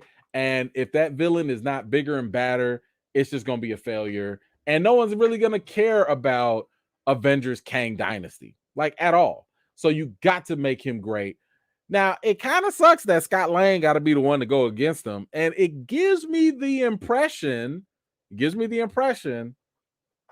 I'm not going to be surprised if Scott dies. I know there have been some rumors out there saying that, but I would not be surprised if Scott Lang dies and, I don't know, passes the mantle to Cassie Lang, even though Cassie Lang been screwing stuff up left and right. And Cassie's been recast multiple times. Okay. There had to at least been like 5 different Cassie Langs. But anyway, it's interesting. I've been thinking about this. I've been struggling with it. Like, I've been like, man, do I want to try and, really put all my ducks in a row for Ant-Man 3? Like, do I want to shoot my shot and be like, yo, can I come to the premiere? Like, I don't know, because Ant-Man movies have been like, for a minute now. They've been kind of mid, for a minute. But he said he wants this to be an Avengers level thing, so it kind of gets me a little excited, just a little bit. But I don't know. Do you believe this? Let me ask you this, because Kang is a big deal. Do you believe that Ant-Man 3 is going to be on Avengers level, or is this just talk? Do you think it's just talk? Let me know what you think in the comments down below, because I'm a little skeptical. I don't know. Let me grab. Hold on. Let me scroll. I'm gonna make sure I didn't miss nobody. Okay, got that. Did I get this one? Wait, hold on. Okay. There we go. Tati, what you got? Off topic, but please, would you make a review about Wednesday or lives? Thank you for everything. Thank you, Tati. I thought I did review Wednesday already. I will try to go back to my other live and make that a separate video. But I could have sworn I did already. Let me go back and look and see if I have that, and then I'll make it a separate video. But I mean, I'm probably not gonna follow the whole series again. I'm just not a fan of like Netflix dropping everything all at once. It's just weird when it comes to engaging, because it's like, well, what can you spoil? What can you spoil? Then you got people talking about the ending because they already binged it, and it's not a good model in my opinion. Now, I'm not saying it's impossible, but I'll go back and see if I can find where I did review it, and I'll make that a separate video there for you. But thank you so much, Tati. I appreciate you as always. We got Mike. What's going on, brother? Just getting in. Merry Christmas, Avengers. Going through a very, very rough time in my life. Oh my gosh, sorry to hear that. But nobody ever said building is easy, but not giving up just yet. But this is still the official kickoff to my weekend. Brother, thank you so much for this wonderful contribution. So happy that you can be here with us and hang out. And whatever it is that you're going through, know that we got you back. And you definitely got a good safe place right here with the rest of the E fam. So thank you so much, man. And I hope whatever it is turns out positive for you. Cynthia, thank you so much. Only to see Kang, Jonathan Majors, Cougars. Okay, all right, Cougar Crush. All right, I'm sure. But it is Kang Gang all day. Thank you so much for that, Cynthia. I appreciate you. Nelson, you think anyone will appear in Ant-Man 3 Loki? I don't know. I mean, they already had a couple, like who was it? That villain or whatever with the big head that looked like Kang from the Turtles. I forget dude's name. But he goes, I don't know if it's gonna be anyone of substance, because here's the other thing. Loki was supposed to be in Doctor Strange, supposedly. MODOK, thank you for that. Yeah, MODOK is supposed to be in that. But yeah, I don't know if anyone's gonna show up that you're gonna care about. That's the thing. Will other people show up? Yes. I mean, what was they say? Quasar was gonna show up or whatever. Okay, so MODOK, all right, I guess, but like, is it gonna be any? I would be more interested if they gave us more Kang variants. Like for example, if Iron Lad showed up, I'd be interested in that. But I don't know if you're really gonna get big name people in there. I don't know. It'd be nice if they did, but I don't know. But thank you so much for that. Howard, what you got? Hope's parents were original Avengers in the comics. Even before Cap, Ant-Man and the Wasp need some upgraded respect. We'll see if this does that, right? Like we will see if this movie can take Ant-Man up to the next level. I'm not gonna count against it. I mean, shoot. Nobody saw Thor Ragnarok doing what it did for Thor when that came out. That took Thor up to another level. Now, Thor Love and Thunder might have taken it down, but hey, we'll see what happens, right?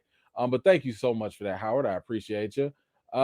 Chris, what you got? Makes sense. Paul Rudd is a great actor, and when it's time to do serious drama, he has that in his bag. This is also very true. Paul Rudd has never been the problem. Like, in my opinion, he's never been an issue. I like him as Scott Lang. I like his acting. I like his humor. I like how he could do drama as well. I've got no issues with him. I just don't think the stories have been all that compelling. So, it is what it is.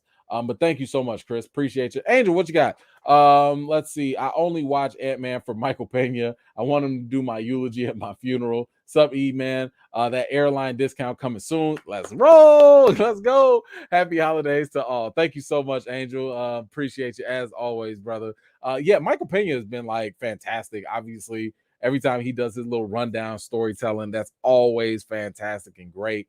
So yeah, more of him will be fantastic. I'm surprised they haven't used more of him actually. But yeah, man, we are on point with all of that. Thank you so much, Angel. I appreciate you, brother. All right, let's move on. Are we done with Marvel? No, we got one more Marvel, I think. Hold on, wait. We got one more here. Hold on. Bam. Tati, back at it. Thank you so much. I'm gonna watch Ant-Man 3 just because of Kang, Jonathan Majors, only because of him. Otherwise, I'm not excited at all. Merry Christmas. I understand. I don't think you are alone at that at all. I'm pretty sure we're gonna watch it for different reasons, but like I said, Kang Gang all day. Let's see what else we got with Marvel. So y'all remember Daredevil debuted, the new MCU version debuted in She-Hulk. There was all this talk about we gonna see a lighter side, and people were kind of freaking out over that. And I mean, look, I'm not about to sit here and act like She-Hulk was like the best thing ever, but I do remember when Daredevil came in, it wasn't terrible. Not to me. I was just kind of like, okay, like he's just not bloodying people up, but he was a lighter version. So now we have Charlie Cox, who is talking about Daredevil Reborn, and he's giving a little bit more context as to what fans can expect with the Disney Plus version. So one thing he said was like, they said to me, Marvel, We're going to be shooting in 2023. He said, great, when? And Marvel was like, all 2023. So he said, I start shooting in February and finish in December. Okay. So first of all, that's a long time to shoot, especially for a series. Now, Daredevil, I believe they said that they were going to have like, oh God, I forget how many seasons they said. It might be like 3 seasons. It might be like, no, I think they said 18 episodes. I think they said they were going to do 18 episodes. So maybe they break that up into, a bunch of 6-episode breaks or something. I don't know. But it sounds like they're going to shoot all of Daredevil in 1 year. That's what it sounds like. To do this from February to December, I mean, usually it takes 3 months, maybe 4, 6 at most, to do a Disney Plus series. This is not something that takes forever, but to shoot the whole year, oh no, you about to shoot the whole thing. I think you about to shoot the whole thing. So anyway, not only did he say that, and I'm excited for that, right? For the content, but he goes on to say, my opinion is that this character works best when he's geared towards a slightly more mature audience. My instinct is that on Disney Plus, it will be dark, but it probably won't be as gory. For fans who are hoping for more of a continuation of the previous series, I would say to those people, we've done that.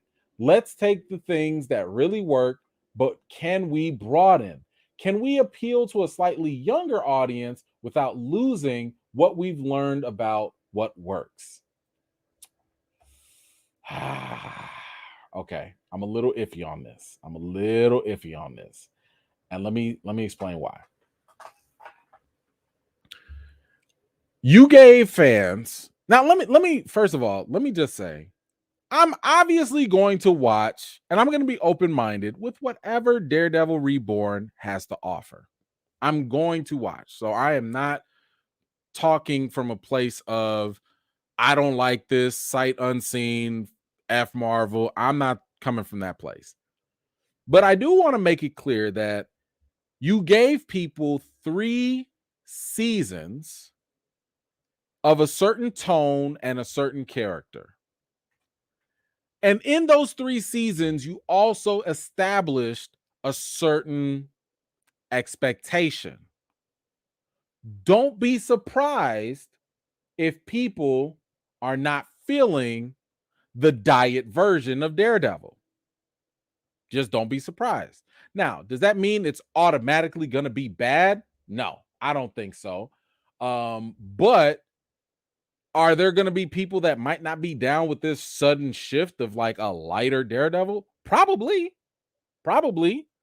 Because it's not like Daredevil's only been dark in some cameos here and there, and all of a sudden, like you gave us 3 full seasons, great seasons of a dark, bloody, extra violent. And I think that's what people need to realize. When we talk about gory, or when he's talking about that, it's really talking about the level of violence.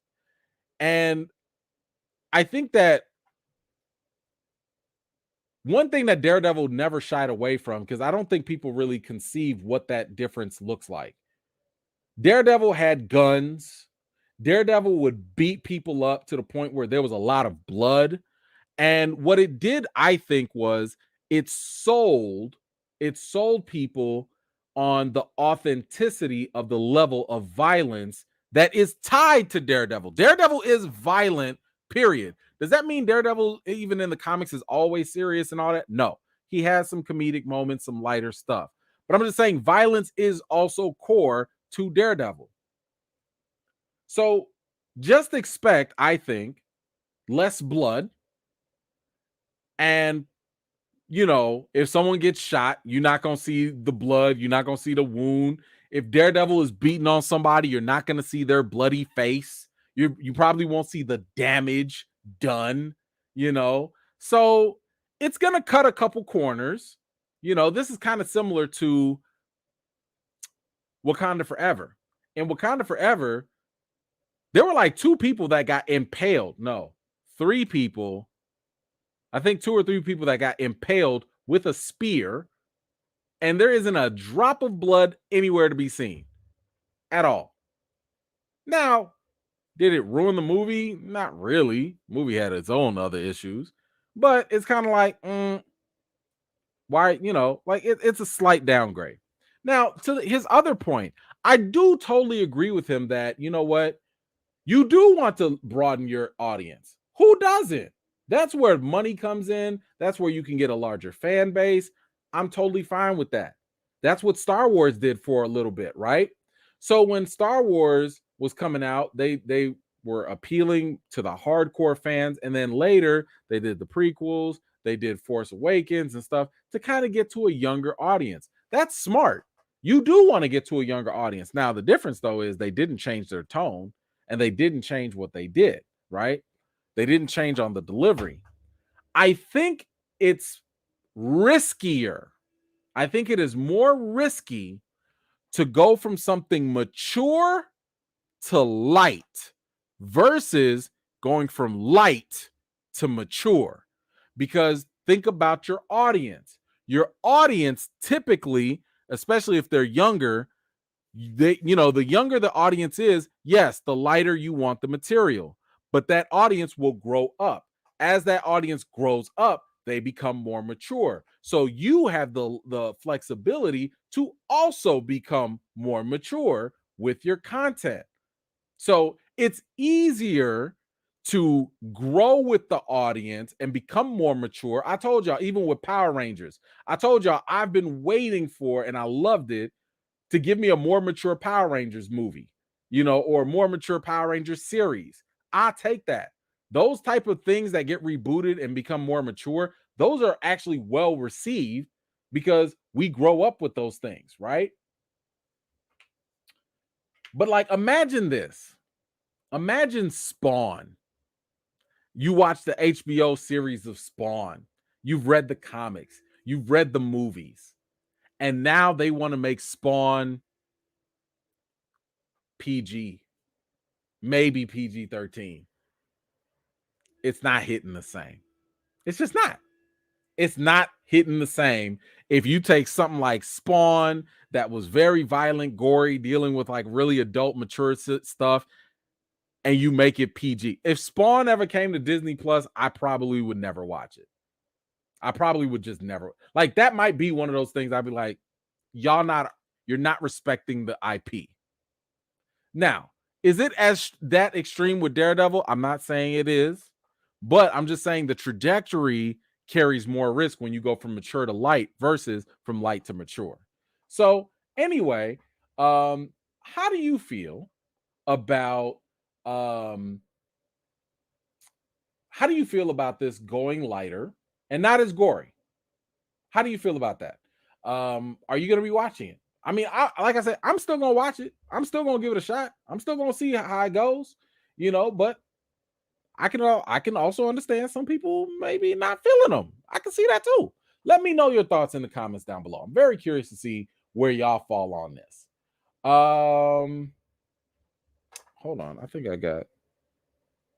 Hold on one second. I got to give some quick shout outs. My man Terrence, thank you so much. Terrence, for the $5 cash app. I'm sorry, $10 cash app. Thank you so much for that, Terrence. I really appreciate you, brother. It says Merry Christmas right there. Thank you so much. Okay, let's see. Okay, now, this is gonna take us somewhere. All right, now, in case y'all didn't know, and I've told y'all this in my own interview with Nate Moore, he revealed to me that the details of the original script for Black Panther Wakanda Forever, and this was the script that was to be before this was all before Chadwick Boseman passed away. It was revealed to us that basically the movie was going to revolve around T'Challa, and it was also going to revolve around him having a son. So the son was always going to be there. That was always going to be the thing. But it was going to be a movie about his grief of losing 5 years from the blip. That was That was the premise. That's what they were going to do. But now, in this new article, this new interview on New York Times with Ryan Coogler and with Joe Robert Cole. So, but basically the writers and director of Black Panther, they revealed more details, new details about what would have happened in this script, and what we could have gotten. So let's kind of go through it, and we can talk about it here and there. So here we go. So Kugler says, when he was asked about like what were you gonna do with the story, he said it was, what are we gonna do about the blip from Infinity War? T'Challa is one of billions of people who suddenly vanished, only to be brought back by the Avengers 5 years later. That was the challenge. It was absolutely nothing like what we made. It was going to be a father-son story from the perspective of a father, because the first movie had been a father-son story from the perspective of the sons. Okay. Then he says in the script, T'Challa was a dad who had this forced 5-year absence from his son's life. The first scene was an animated sequence. You hear Nakia, T'Challa's love interest, played by Lupita, talking to Toussaint, aka Prince T'Challa. And she says, "Tell me what you know about your father." You realize that he doesn't know his dad was the Black Panther. He had never met him. And Nakia is remarried to a Haitian dude. Then we cut to reality, and it's the night that everybody comes back from the blip. You see T'Challa meet the kid for the first time. Wow. So this is interesting. Hold on. I gotta, we gotta do an Albanese break on this, because I had to marinate on this a little bit, because there was a lot to digest here. A lot to digest. Y'all make sure y'all go get some of them Albanese, please. Gummies.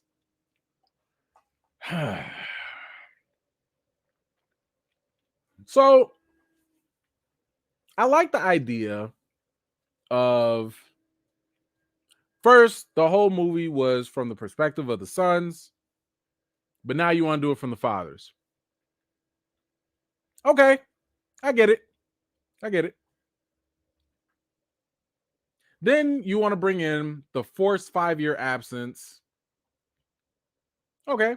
And I could see the flip, because remember, they said that they were going to do an animated thing. So this was basically going to be almost like the first movie. Because remember, the first movie was Njoku's, or Killmonger's dad, asking him, and telling him about Wakanda. And this time we would have heard Lupita's voice talking to Toussaint, and he would have been talking about his father, but he doesn't know that his father would have been the Black Panther.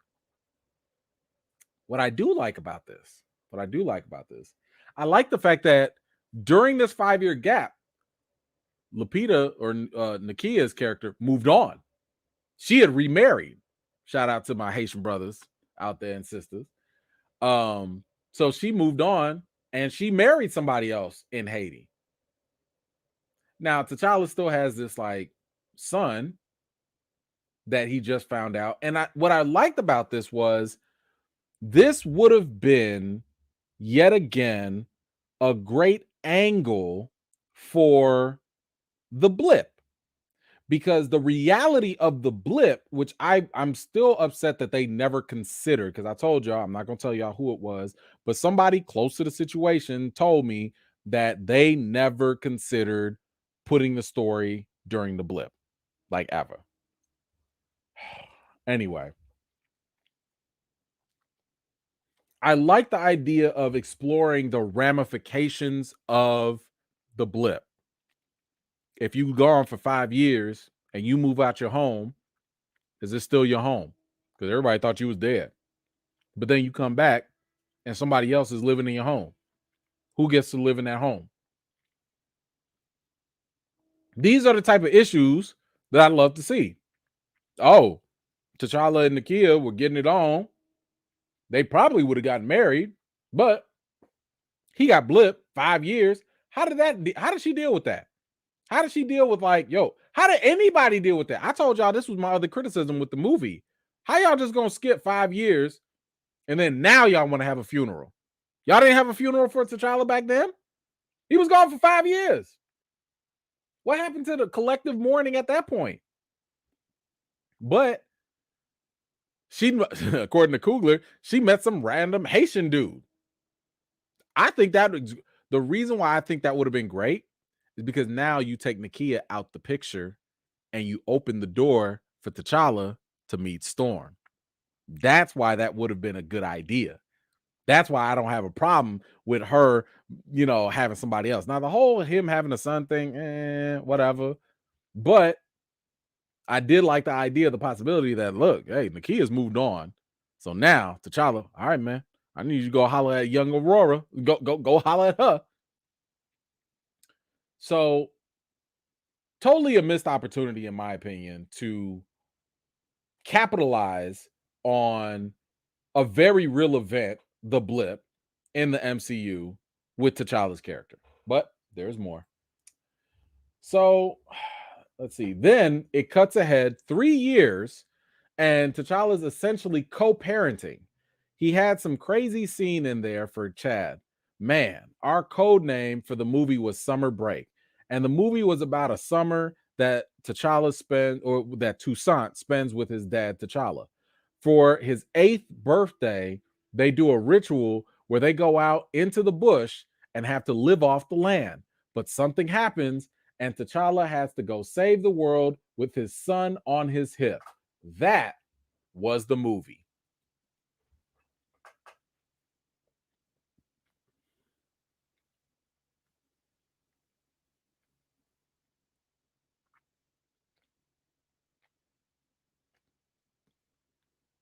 I don't know. This is kind of giving me God of War vibes, where for my fan, for the people that played the game, part 4 where he has a son, Kratos has a son. Like Summer Break. Really? I don't know. I guess it would depend on like what does T'Challa have to do to save the world, and why is he endangering his son by bringing him with him? Like these are questions I need to know.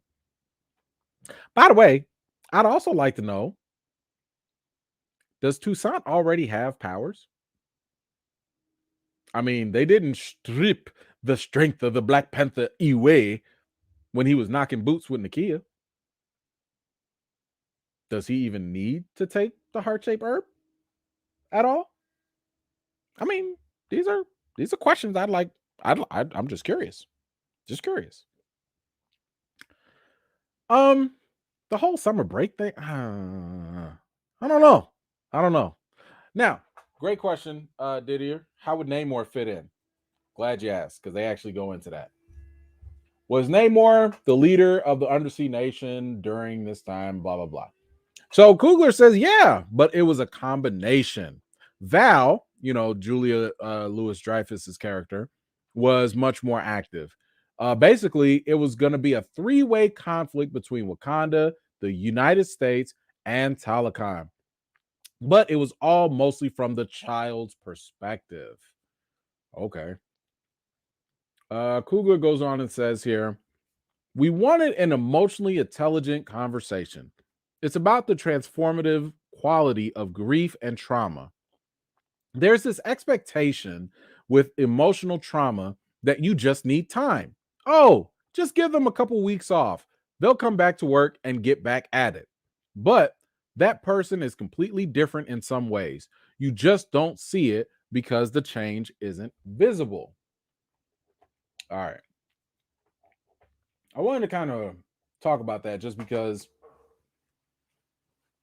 and I'm not saying that Coogler was taking a shot at recast T'Challa. I'm not saying that, because I know a lot of us, I think, were also saying that, like, look, y'all were dealing with the passing of Chadwick's death.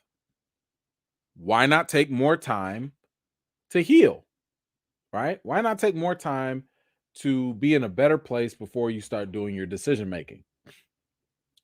So I'm not going to assume that he was talking about the campaign. I'm not going to make that correlation, but I do think he was still talking about trauma in general, right? And more specifically, he was talking about Shuri in this case. And this is kind of to my point earlier where I was talking about, like, you still could have made this movie during the blip. That way, you're not neglecting the time factor and you're still transforming that character because her brother did die for 5 years. You know. Um Actually, let's go on because he does kind of say more about this here. If the question was like, T'Challa's death was attributed to an illness, but it seems sudden and inexplicable, which profoundly unsettles Shuri. Why did you make that choice? And Coogler says, well, we wanted to keep it simple, and we didn't want her to have anywhere to displace her anger. If somebody else would have taken T'Challa out, Shuri would have looked for that person. We wanted it to be a situation where only the place to go was internal. All right.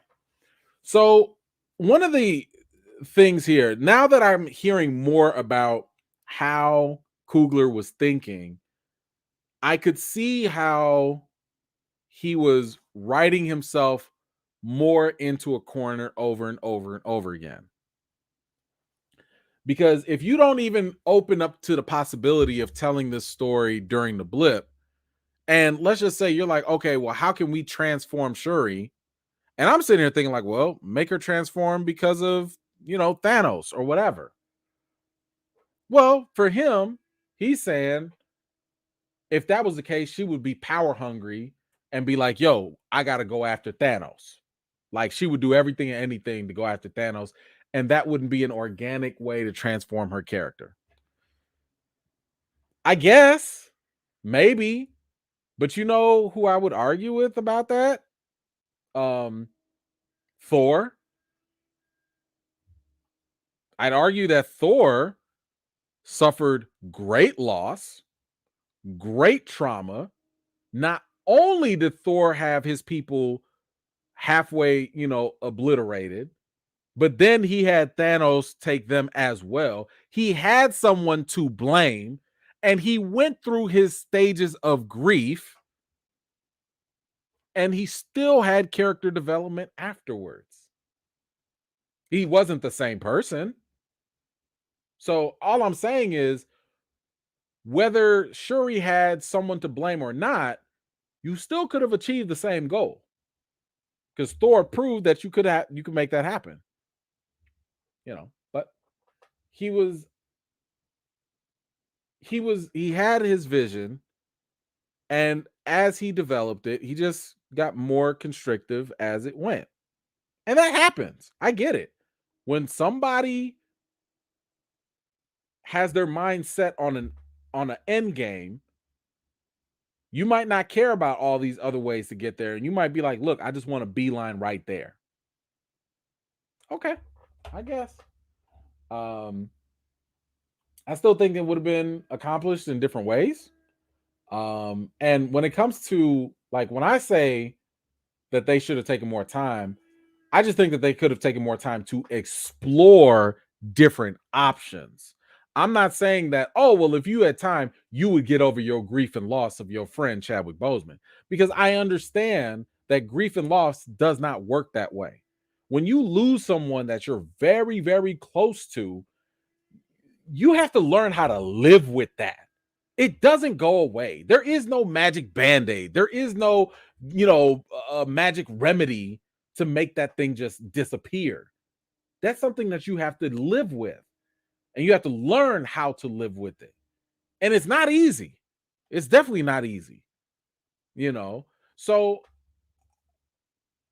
but one thing I've always been under the impression of is that when you're dealing with anything, whether it's grief, depression, loss, heartache, anxiety, whatever it is, whatever people are dealing with, I'm of the opinion that we're not always in the position to handle things on our own. And we only know what we know. And because of that, it's usually a best option, I think, to have as many tools possible, to have as many resources possible, to have as many types of support possible. So in this case, when I say like, yo, man, maybe they should have taken more time, I'm like, take more time so that way you can let the ideas come to you. You can let more angles come to you. You can let more options come your way instead of just being confined into one direction. That's what I mean. I'm not saying time was going to fix everything for them, but at least time would have given them more options to go about accomplishing a similar goal or maybe even the same goal. Anyway, what do you think now about these new details for Wakanda Forever where T'Challa would have came in, he would have been co-parenting, still grieving the loss of time that now he got a 5-8-year-old kid. Nakia would have moved on. She would have been out with some other Haitian guy. And T'Challa would have saved the world with his son on his hip. I don't know, during summer vacation. Y'all let me know what you think about all of that in the comments down below. All right, let's go. Mr. Grinch, the T'Challa and Storm relationship is very violent. Ooh, yes, it is. Listen, I'm here for the black love, but man, let me tell you something. When them mutants and Wakandans go at it, boy, they be having some issues. Kiki, what you got? Thank you so much, Kiki. You the MVP this session. Thank you. Namor saved Black Panther 2. Let's be honest about that. This is true. Namor was like the best part. If they had some villain, that movie would have flopped. Namor being included makes me want to see more of him. Sure, yeah, I don't disagree with that at all. I mean, Namor was definitely one of the shiny pieces in this whole story. But I don't think Namor was enough to carry the movie because it was not designed to be his movie to carry. This movie, like I said, it was good, but it wasn't like great. Like I think that this movie had a lot. I mean, look, y'all can go watch my spoiler review to see what I think about the movie, but I agree with you that like definitely Namor was definitely one of the brighter spots for sure. Didier, thank you so much. To answer your question about Toussaint having powers, I doubt it because T'Chaka was the Panther when T'Challa and Shuri were conceived. This is true. But I don't know if, like, maybe is it Wakanda policy to have the power stripped away? Like that's the only reason why I'm kind of like questioning it because we don't know all the rituals.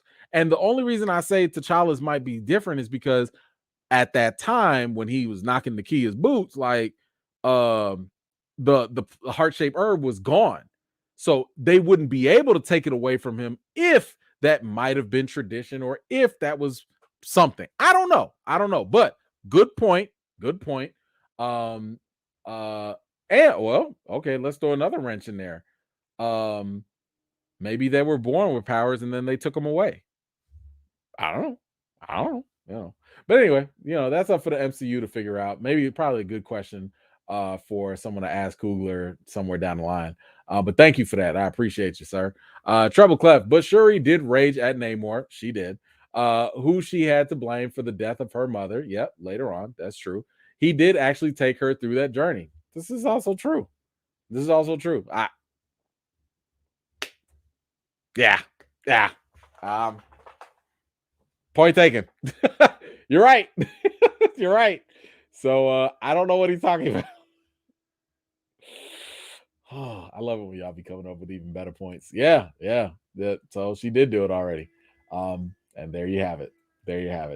All right. So that is all we have for Marvel stuff. Now we can finally get into some DC stuff.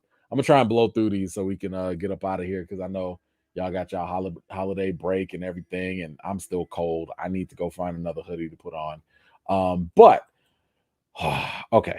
Have y'all seen the Arrowverse on Arrow or on CW and stuff.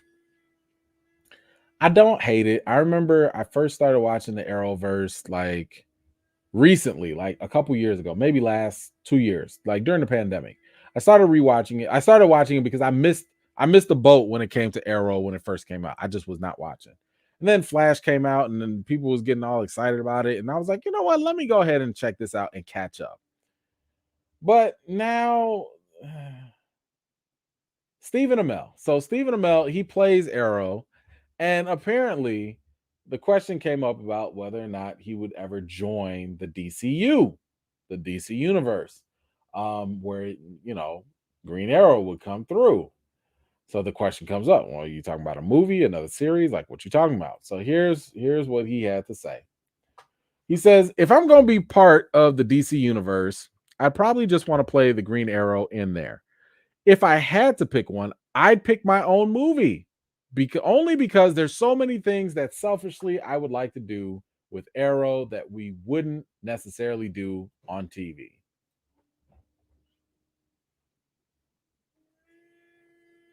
Nah, that's a pass, bro. That's a hard pass. And I'm gonna give you the hard pass for a couple reasons. So, like I said, I did catch up on Arrow, and I saw why Arrow was so popular in the beginning. Season 1 of Arrow is actually really, really good. Season 2 started to get a little wonky. Wasn't really feeling it too much. I didn't even make it to season 3. So maybe it's good. Maybe it's not. I ain't get up to season 4. I just stopped watching.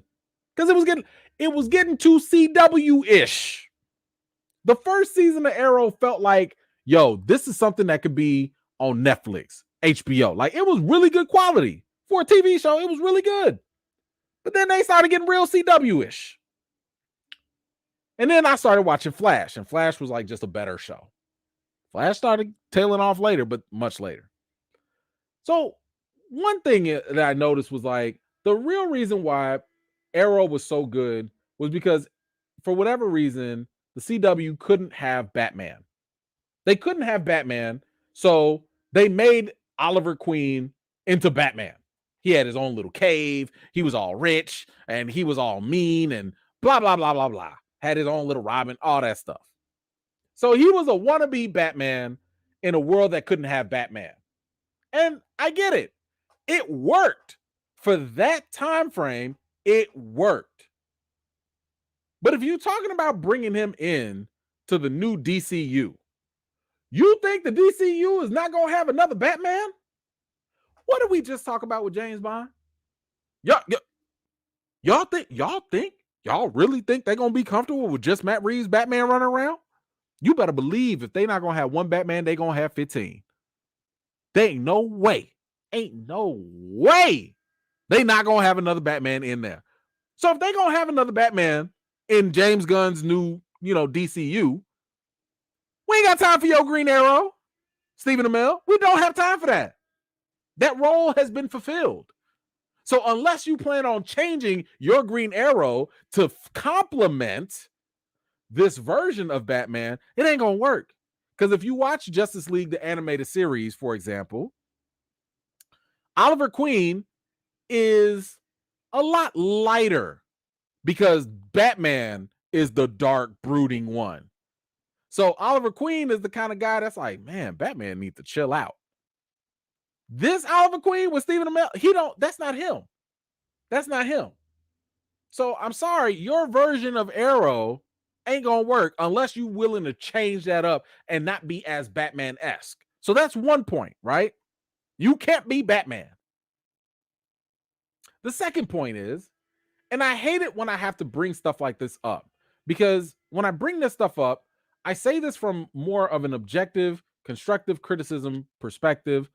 Y'all know I don't hate people. But Stephen Amell is not a good movie actor. And I say this because I've seen him in different movie roles, and they have not translated well. I like his acting in TV series, but for whatever reason, and I haven't analyzed this enough, for whatever reason, his acting ability and range does not translate well to film. Maybe it's the cuts, maybe it's the cinematography, maybe it's the lines. I don't know. But whatever it is, when I've seen this guy, because I have seen him in other straight to streaming movies, it ain't hitting. And I'll be sitting there like, I see why this is streaming. So no diss to him, because I do think he did his thing in Arrow for what it was. But I don't think this version of Arrow is going to work. And I don't think his acting is going to be good enough for the big screen. Maybe if they give him a supporting role, fine. But this man was sitting here talking about he wanted his own solo movie. Bruh, chill out. DC is trying to repair themselves. Your time is gone. You should have been asking that 10 years ago. You should have been asking that back when Arrow was hot. That's when you should have been talking about that. Back when DC ain't had nothing to lose and everything to gain. Right now, DC's trying to recover. This ain't the time. DC ain't got no charity right now. You see, they just got rid of Henry Cavill Superman. And you think you got a place to come and talk about a solo movie? If they can't give Henry Cavill a solo movie, why they gonna get...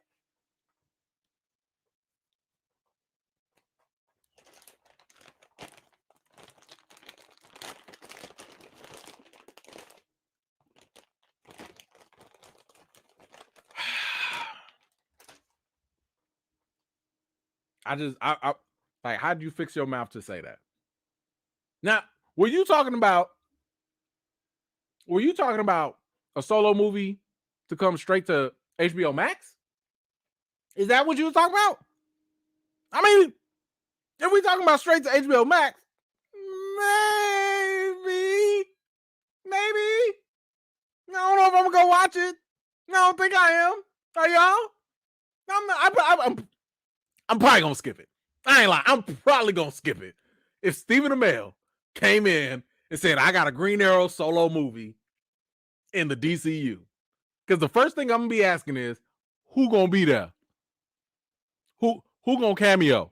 Y'all know what it's like when somebody come and tell you, hey, we got a party, come on through it. What's the first thing you ask? Who all gonna be there? That's the only thing I'm gonna care about. Because I ain't going there for him.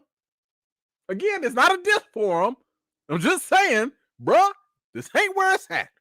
You're not The Rock, and you ain't about to... Listen, the hierarchy of power ain't finna change with Stephen Amell as Green Arrow in the DC universe. It's not. Actually, it might change. It might go a little lower. It might. So, I can't do it. I ain't got time for it. But I don't know. Listen, this could just be me. Maybe some of y'all have seen some stuff I haven't seen. Maybe y'all have loved some things that I haven't loved. What do you think about Stephen Amell having a solo Arrow movie in the new DC universe moving forward? Is this something you want to see?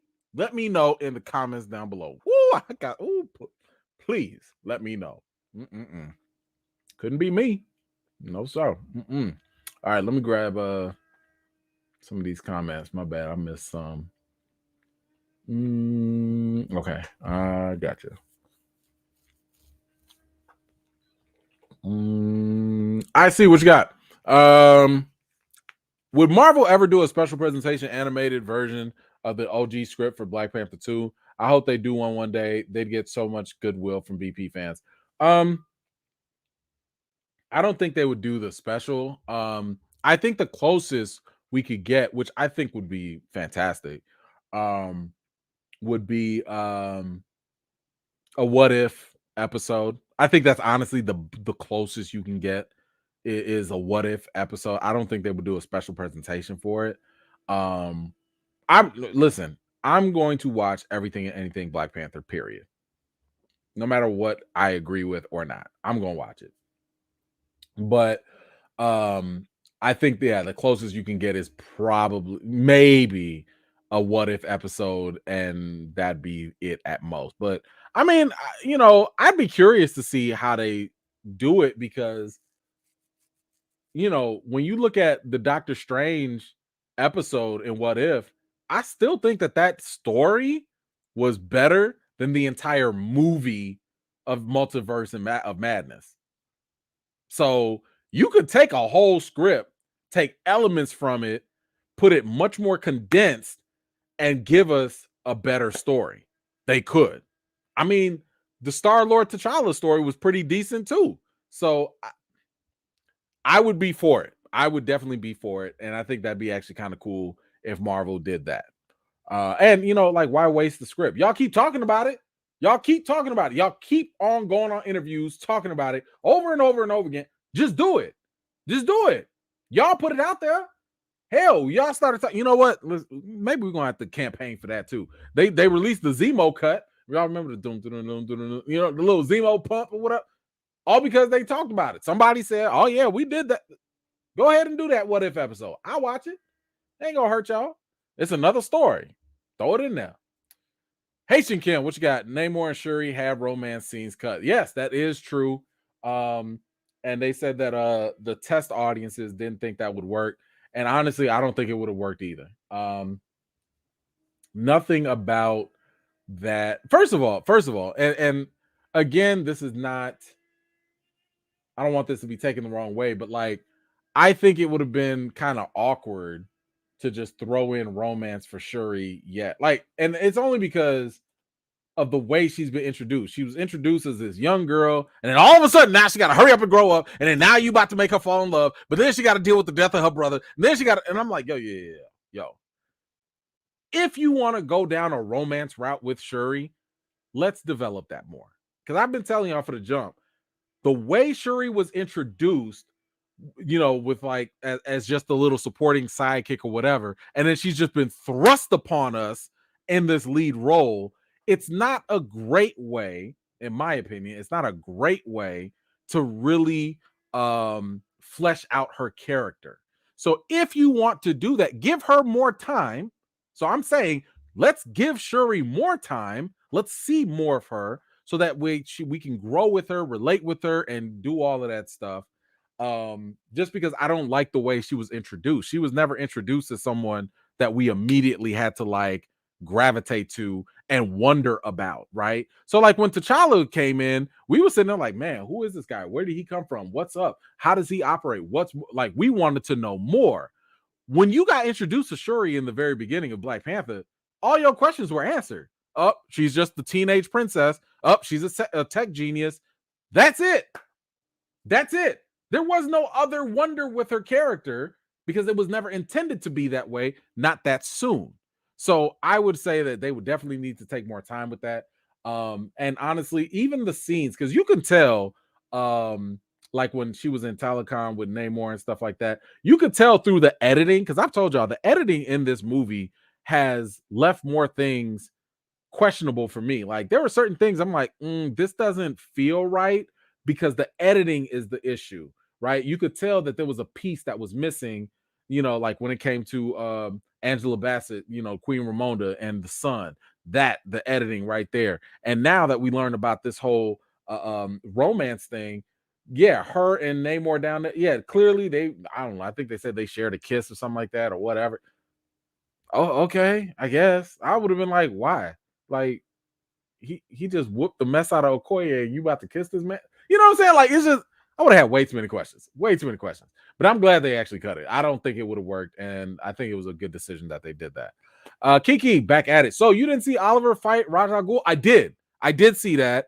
And I liked it. I liked it. The Ra's al Ghul was a great element. So here's the thing. I don't remember where the seasons tallied off. I remember watching some of season 2. I don't know if I finished it though. I don't know because I was binging everything on one end, but then I started binging the Flash.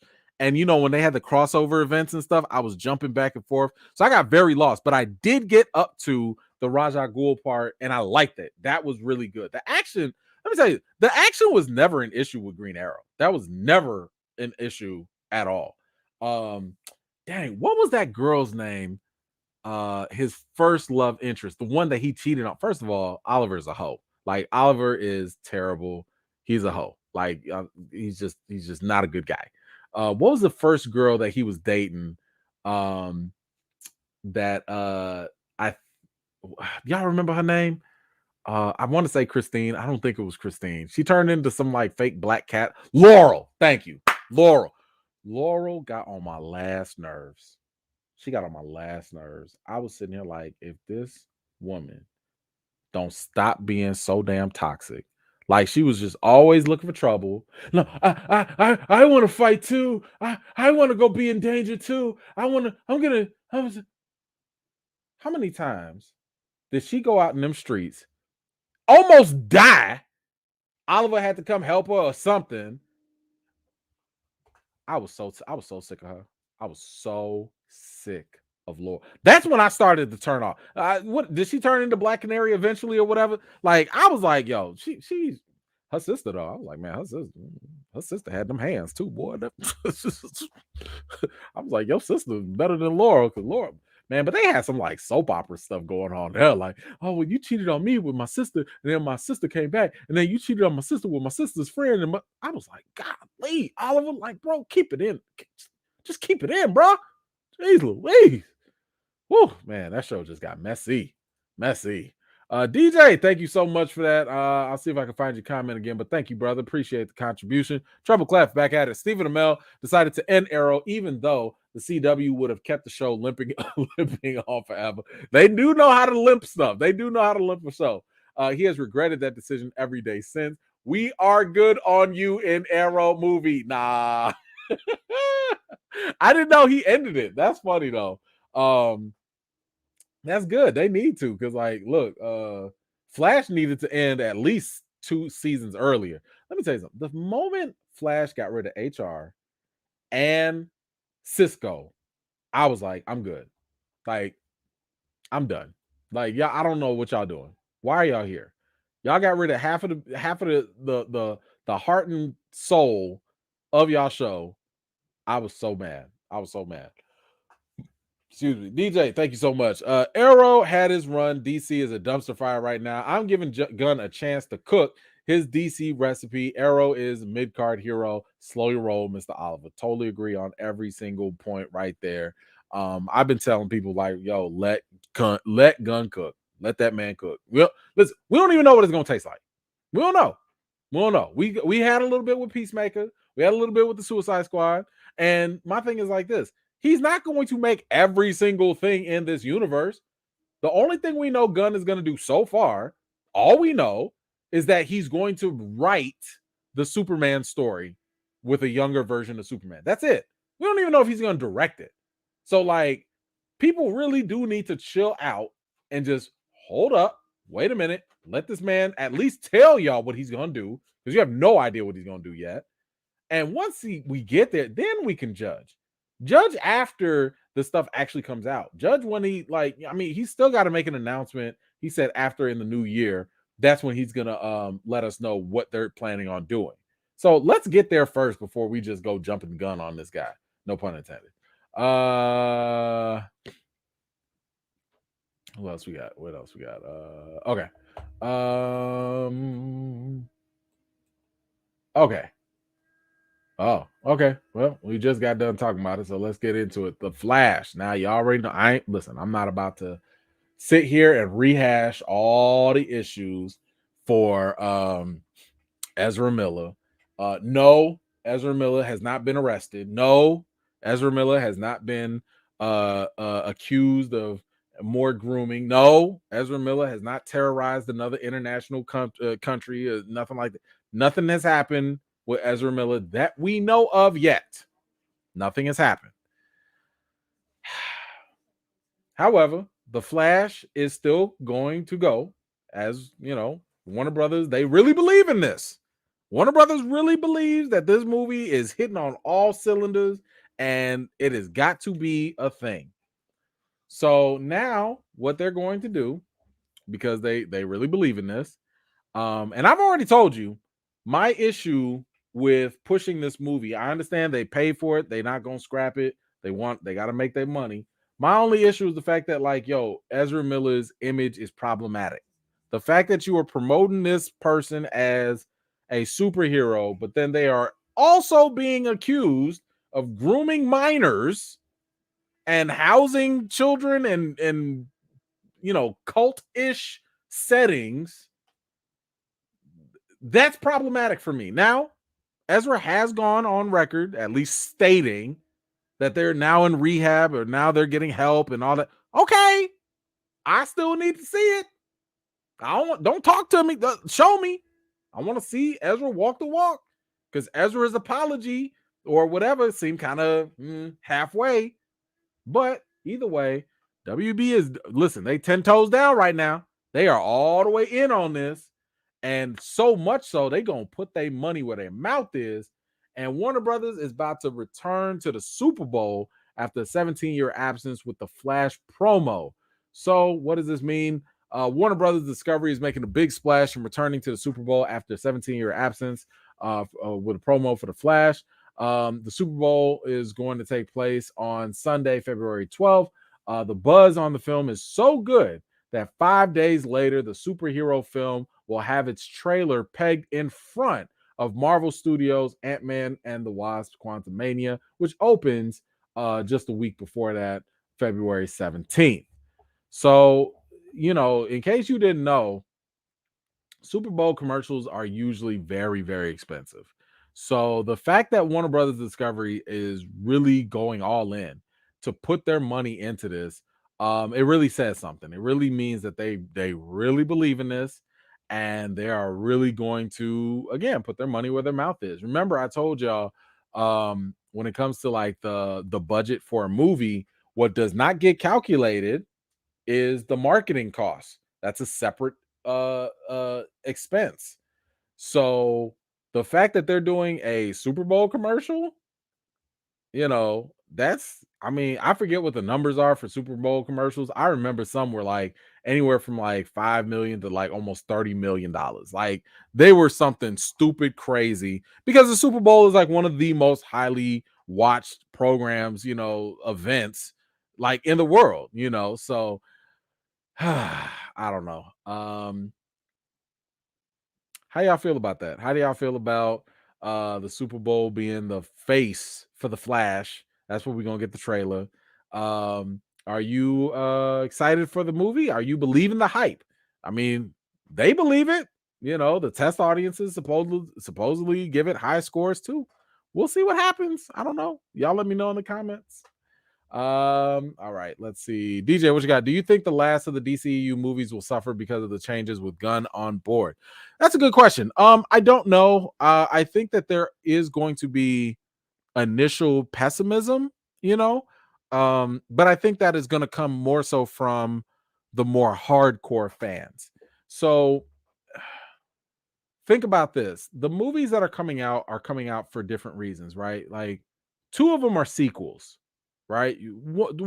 Two sequels you have is Shazam and Aquaman. So you have two sequels that are coming out, and Shazam didn't make like a lot of money or nothing, but it was all right. It was like positively viewed and favored, right? So because Shazam didn't have like it wasn't hated, people might go watch the second movie because hey, this is a fun little comic book movie. Aquaman 2 is coming off of the heels of $1 billion movie. So $1 billion movie is probably going to have residual people coming in to be like, all right, let me see what this hype is all about. Let me see if they can repeat what they did. Then you have Blue Beetle. Blue Beetle is also going to come in. And, I believe, if I'm not mistaken, this is going to be the very first Hispanic or Latin role for a superhero, at least for DC. At least for DC. I don't know for all comic book movies, but at least for DC. So that right there is definitely going to be something to get the people going, right? So, and then at the very end, you have the Flash, which clearly is being pumped up and all that. But I have been under the impression that two things should happen. One, I think they really should move the Flash all the way to the end. I think they should push the Flash all the way to the end of uh December. So that way, if the Flash is at the end of the year, you can use that to just reboot everything. You could say time travel, shenanigans, blah blah blah, whatever. Flash just resets everything. That's Flashpoint for you right there in a nutshell. But if they don't, the only other alternative is you're going to have to cut out anything Snyder related. We just heard there was a report not too long ago that said that I think it was either in Shazam or it was in The Flash where Henry Cavill and Gal Gadot's scenes were removed. So if their stuff was removed, maybe that's a way to help keep them preserved. Maybe. Because the more things are tied to the Snyderverse, the harder it is for DC to truly reboot. But I would say something like Shazam or something like Blue Beetle, they're not technically forced into the Snyderverse connection because even though they showed Superman, they didn't show Henry Cavill, right? So there's a little plausible deniability there where there could be like, nah, we could be part of the new DCU because we never showed you that we were part of the old Snyderverse at all. So it's really going to depend. There's a lot of things that can still change. They can still shuffle schedules. They can still cut scenes out. Maybe if they want, there's still time to do reshoots for certain things. Anything is possible at this point. We just really have to wait and see. We have to wait and see. But thank you so much for that. I appreciate you. Oh, DJ, back at it. I think people are more into seeing Keaton as Batman again and don't care for the Flash, in my opinion. That's possible. I mean, I've already told y'all Keaton is my GOAT Batman. Like, this is the one I grew up with. So I'm here for Michael Keaton doing whatever he wants to do with Batman for as long as possible, for as many times as possible. He was supposed to have like a big role in the now canceled Batgirl movie, but that got scrapped too. So, and he was supposed to be, I don't know if he was in Aquaman, but like supposedly they got Ben Affleck to come back to shoot scenes in Aquaman. So again, who knows where that goes? Who knows what that means? I don't know. It's a mess. I don't know. This is why I don't even do theories on things like this. Cause like, how you gonna make a theory on something that don't even know what direction it wants to go in itself? You know what I'm saying? Like they don't have no plan. Now they got a plan, supposedly, but we just have to wait and see what that actually is. All right. Let's see. Who else do we have? Is that it? Okay. So keeping on this DC bandwagon. So in case you have not heard, Black Adam, has come out and we talked about The Rock, cooking them books. And basically, it's all because Black Adam is underperforming. Again, I'm not going to say it's flopped, but it has not made the money that they thought it would. Black Adam has made less than $400 million. Now it is streaming on HBO Max, but the theatrical run is not ideal. And a lot of that hinged on the fact that, one, they bet big, and the budget for Black Adam was pretty huge too. You bet big with one of the biggest movie stars on the planet. You also bet big on the big reveal of bringing Henry Cavill back, as Superman. Both of those things did not end up happening. It did work. And this is where I was saying, well, another reason why I think Black Adam just didn't work is because the story just it's not that good. The action is really good. The visuals are cool, but the story is kind of weak. The story is something like this movie feels like something that should have came out 15 years ago, back when it was originally announced. If it had came out around that time, I think Black Adam would have now been more of a household name. And now people would have been like, oh man, I can't wait for the next Black Adam movie. But that's not the case. It's very too late. It's too late. It's just too late. And we also know Black Adam, Rock, declined appearing in Shazam or Shazam 2. He thought Black Adam was bigger than Shazam 1 or 2. And the comics, the source material would say otherwise. Black Adam was created as a villain for Shazam. And Shazam didn't even do that well in the box office. So you think you about to take a subset of a subset of a subset, a supporting character of a supporting character of a supporting character, because Shazam's not a household name. You about to take a supporting character villain and make that a lead? You should have appeared. I think that they should have. He literally should have appeared at the end of the first Shazam, similar to how he appeared at the end of the Fast and Furious movies to tease the fact that he was coming. That's all he had to do.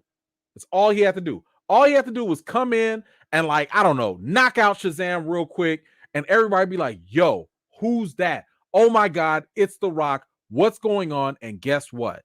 You could have made Shazam 2 about Shazam versus Black Adam. You could have now had a nice little bit of hype to build up a Shazam Black Adam solo movie.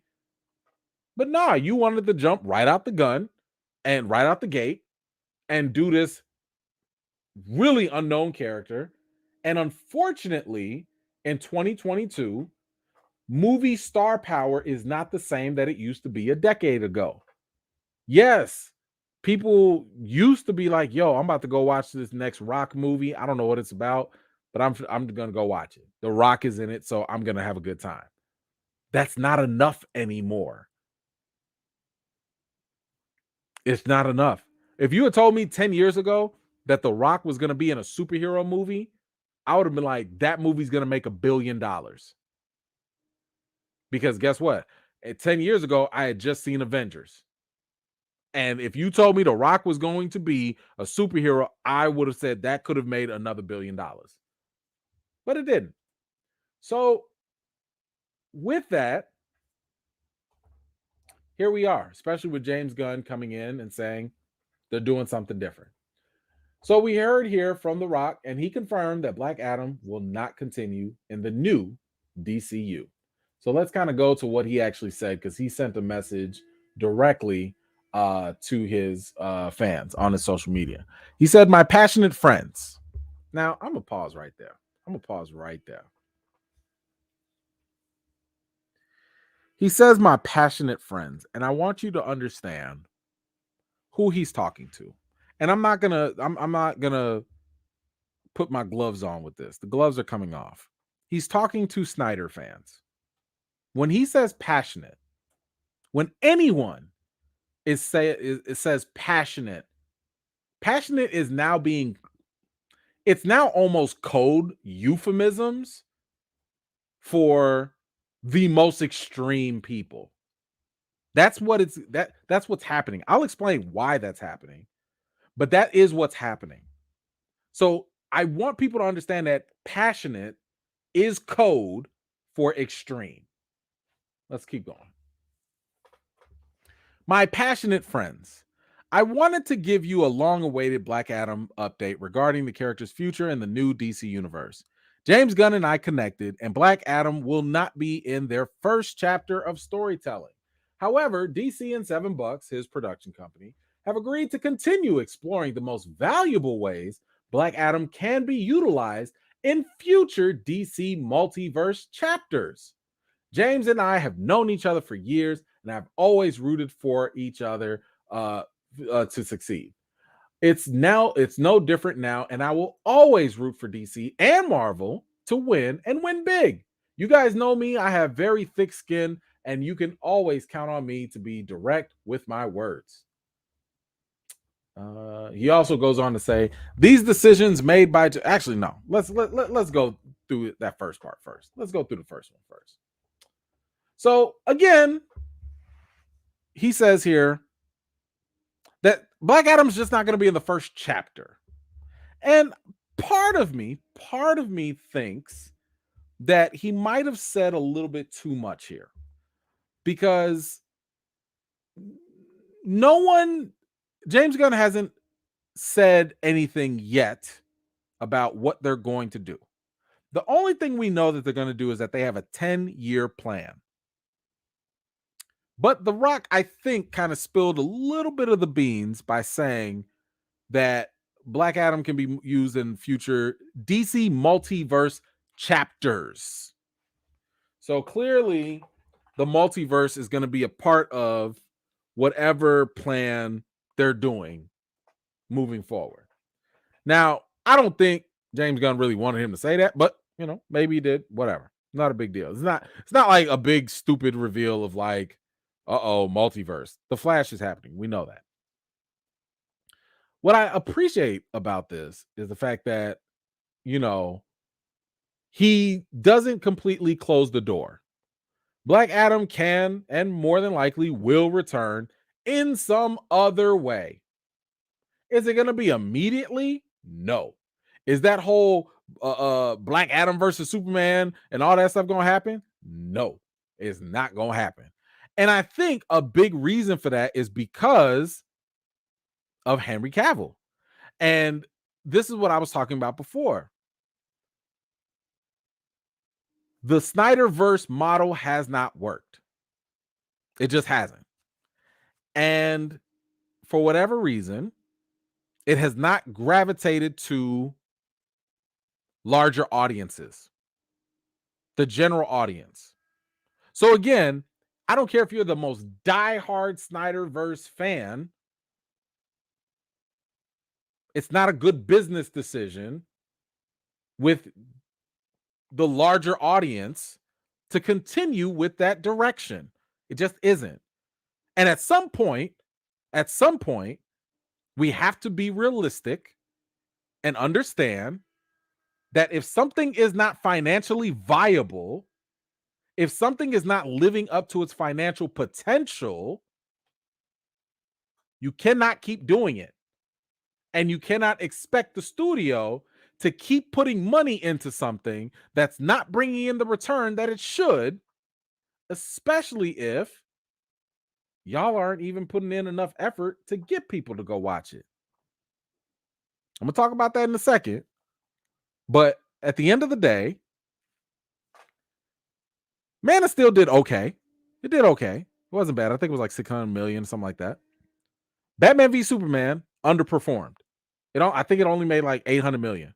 That's terrible for the two most popular fictional characters to make that. Batman v Superman should have made $1 billion. It should have.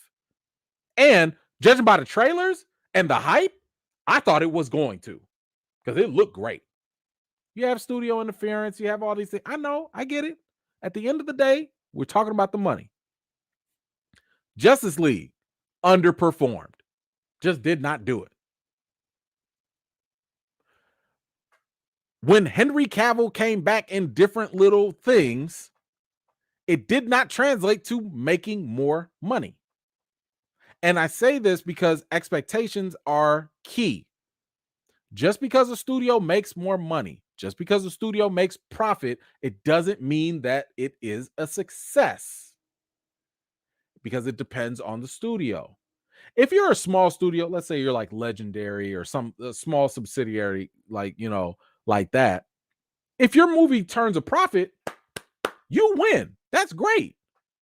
If you're A24, your movie makes 2-3 times a month. That's wonderful, because now you have enough money to make other movies.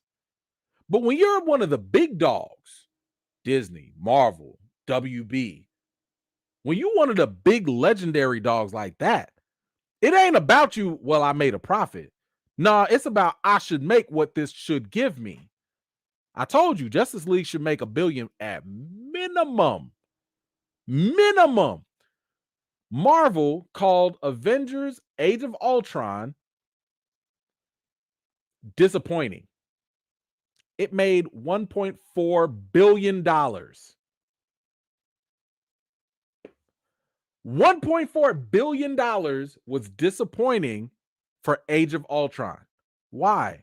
Because the Avengers movies had potential to make $2 billion. We just saw them do it back to back with Infinity War and Endgame. They knew that these movies had the potential to be that big. So when they underperform, that's a problem. Sony, Amazing Spider-Man with Andrew Garfield. First movie made $700 million. That's not bad. It's not bad. It's not terrible. Second movie, Spider-Man movie now. Spider-Man is one of the top 5 most popular characters too. Second movie only made $750 million. The expectation was for it to make way more than that. So what happened? They made their money, right? There was profit, but it failed to meet expectations. So they scrapped it. That's why you didn't get another Andrew Garfield Spider-Man. That's why they tag team with Marvel and made even more money. That's when they started making real Spider-Man money. Spider-Man No Way Home during a dang on pandemic, making $1 billion. That's the potential that Spider-Man can bring you. So Henry Cavill related stuff has underperformed. Snyderverse related stuff has not connected with general audiences. So trying to do that, what did I say? The definition of insanity, doing the same thing over and over again and expecting a different result. It's not going to happen. It hasn't been happening. They've tried it. They've tried to piecemeal together a little bit of Snyder stuff here, and okay, well, all right, let's keep going with this, but maybe you just don't mention this character. All right, let's drop the Snyder, the Snyder cut on on HBO streaming, and let's see what happens with that. And I don't know, let's just keep going. For 10 years, 10 years, it hasn't been hitting. 10 years. This is why they have to reboot. So, with that said, I think that the moment Henry Cavill's Superman appeared in Black Adam, that caused the doom for the character, and not the character, for the franchise to move forward. Because had Black Adam scrapped the Henry Cavill thing completely, I think there would have been enough leeway and plausible deniability to say this is part of the new DCU, because it didn't have any other connections. Amanda Waller was there, but whatever. She's far enough away where it's not a big deal. So now, again, to The Rock's credit, he was able to get Henry Cavill in there before James Gunn took over. So this was like a deal while WBD was all in transition, and it was kind of loosey-goosey. And, The Rock kind of was like, yo, I want my own sandbox to play in, kind of like how Matt Reeves has his own sandbox to play in. But the moment you connect your sandbox to the Snyderverse, now it's a problem, because this is what ends up happening. What I think people also need to understand, the reason why, besides the financial stuff, besides the lack of financial viability in the Snyderverse, you also have an image problem. You as a company have been dragged. You've been dragged damn near daily, weekly, monthly on social media. Anytime you even breathe a word about anything DC related, because the Snyder folks, man, listen, they are passionate now. They will get that thing trending real fast. Release the Snyder cut. Oh, you gave it to us, thanks. All right, renew the Snyder, restore the Snyderverse. They gonna keep going, and they gonna keep on making noise.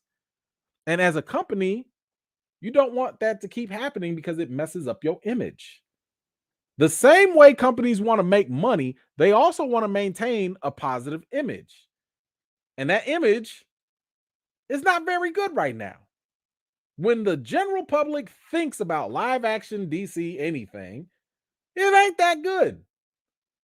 And again, some of this is the fault of the actual studio in the past. Previous management has screwed up multiple times. New management will come in and they'd also mess up multiple times. Some very disrespectful things have been done by the studios to the actors, to the movies multiple times. It's been a terrible relationship, whether it's the studio to the actor, the studio to the directors, to the studio to the movies. It's been a mess. And as I've told y'all, the one thing you don't want to do is champion and cheer for a broken relationship to get back together. There has been a domestically violent relationship between the studios, the past management, and the actors, directors, and movies. I don't want them back together because too many people been hurt. There's too much damage. There's too much baggage there. Best thing they all can do, hey, you go your way. Hey, we gonna go our way. The studio said, yo, we fired everybody. We moved on. We bought out. We under new management. James Gunn gonna reboot everything. The actors, hey, Henry Cavill, God power, good for you. You about to go do your 40,000, whatever Warhammer thing. The Rock, he gonna be fine. Go do your thing. And the door is open somewhere down the line. Let's let a little healing happen first. Let's let this reboot clear the air a little bit. So Black Adam being out, I'm actually very okay with that, just because it was following a trend that was not proven to work, and it's still currently not proving to work. You don't see people flocking to go see this movie. They're just not. So let's get to the other part of what he had to say here. He also says these decisions made by James and DC leadership represent their vision of DCU through their creative lens. After 15 years of relentless hard work to finally make Black Adam, I'm very proud of the film we delivered for fans worldwide. I will always look back on the fan reaction to Black Adam with tremendous gratitude, humility, and love. We did great. To my very passionate, there's that word again, passionate and vocal Black Adam superhero genre fans, I love you, thank you, and I will always listen to you and do my best to deliver and entertain you. What a hell of a month. Now we all need some Terramana. Have a productive week and happy holidays to you and your families. Okay. So a lot of this is dog whistle. But let me first and foremost say that The Rock was extremely classy and professional with this response. And I really appreciate it, right? I do appreciate the fact that he is not feeding into the toxicity and negativity that some people latch onto. I'm glad he's not feeding that. Now, I do say, and I do agree that the whole like very passionate and vocal and blah blah blah, like at the same time, like that's equivalent, in my opinion, of saying there are bad people on both sides. That's all it is. That's equivalent to saying like, oh, yeah, some people might have rioted, but they were just very passionate. Like the euphemisms, I think, are a little bit more problematic than they are helpful, right? Because at the same time, you don't want to sit here and conflate the actual fans, whatever level they are. You don't want to conflate the actual fans that are just really loving the properties, that really love what, Snyder did or whatever, with the toxic and terrible and awful people that are doing nasty things in the name of fandom. You don't want to say y'all are all passionate when some of them are being racist, bigoted, harassing people, disrespecting, maybe even being violent. You don't want to take that little small faction of people and conflate them with the vast majority that just love the franchise or love the director or love the movies. This is where I don't like the whole idea of like calling it passionate, because some people are saying, well, even though I'm doing a lot of the negative things, it's okay because I'm passionate. You're excusing and you're not separating the nastiness because they're all just passionate. So, and I'll give you I'll give it a little follow up here because all of this is connected. So, right after this, James Gunn comes through and, he gives a positive response to The Rock. And I like that, right? So, he came through because it's all love. He says, love The Rock. I'm always excited to see what he and Seven Bucks do next. Can't wait to collaborate soon. This is great. This is cool. This is what you want. There's no burned bridges here. This is all business. It's professional. It's fine. The Rock ain't got no issue. He ain't got no issues. James Gunn ain't got no issues. It's not personal. It's business. And he's like, yo, we still got time. We can work together. Now, let's keep going. While all this stuff is happening, now all of a sudden, and this is why I was talking about the whole passionate thing, look what happens next. DC comic fans demand James Gunn firing after Henry Cavill exit. Never trust anyone in Hollywood, so on and so forth. So now you have passionate fans that are calling for James Gunn to be fired, and you also have passionate fans that are calling for WB to be boycott. Now, let me be very clear. If you don't like the direction of a studio company or something, you are entitled to voice your opinion. I would not even say that calling for a boycott is toxic. I wouldn't say that, because you have the right to do with your money whatever you want to do, right? I think it gets a little blurry when you're asking for the firing of someone who hasn't even really gotten their job started. Like, y'all want to fire James Gunn and he's barely started. I'm not going to say that's toxic, but I'm going to say it's a little problematic. Like, why are you so angry? Why are you so angry at something that you have not seen yet? You know, but I'm not going to go there. But the reason why I brought this up is because James Gunn responded to all of this, right? He responded to this, and he addressed the backlash and the toxic fandom regarding the new direction of the shared universe. So here's what he had ended up having to say. He said, one of the things Peter and I are aware of, or were aware of, when we took these jobs as heads of DC Studios, was a certain minority of people online that could be, well, uproarious and unkind, to say the least. Okay? He says, our choices for the DCU are based upon what we believe is best for the story and best for the DC characters who have been around for nearly 85 years. Perhaps these choices are great, perhaps not, but they are made with sincere heart and integrity, and always with the story in mind. No one loves to be harassed or called names, but to be frank, we've been through significantly worse. Disrespectful outcry will never change or will never ever affect our actions. We are aware there would be a period of turbulence when we took this gig, and we knew we would sometimes have to make difficult and not so obvious choices, especially in the wake of the fractious nature of what came before us. But this means little to us in comparison to our jobs as artists and custodians and helping to create a wide, wonderful future for DC. All right. So I think what's important to note here, because I got into a conversation with Den of Nerds, and it wasn't just about this. It was kind of like talking about fandom in general. And maybe, you know, like we'll collaborate on something, and we'll have this conversation a little bit more. But you know, what James Gunn is talking about here, I thought, was very, very specific.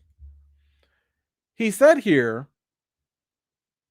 no one loves to be harassed or name called. That to me is where things can start to get toxic. If you want to disagree with the direction of something, that's fine. You don't have to love it. That's okay. If you want to have constructive criticism about something, that's also okay too. But like harassment, now harassment can come in all different forms.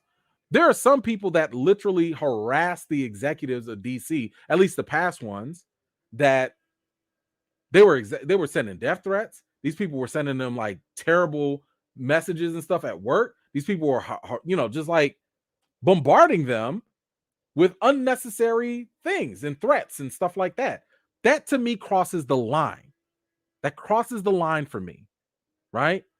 So, you know, one of the things that Den of Nerds had said was like, like studios and execs, they have to kind of like be careful when they're addressing all of fans as being toxic.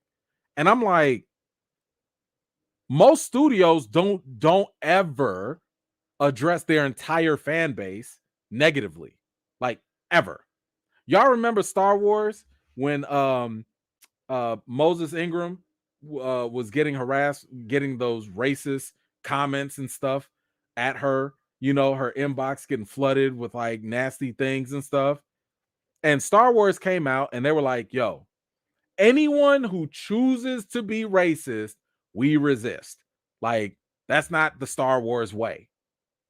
And some people got upset, being like, oh, now they talking about all the Star Wars fans. And I'm like, wait, are all Star Wars fans racist then? Because I could have sworn that they just said, if you choose to be racist, don't. In the same way, James Gunn just clearly said, specifically,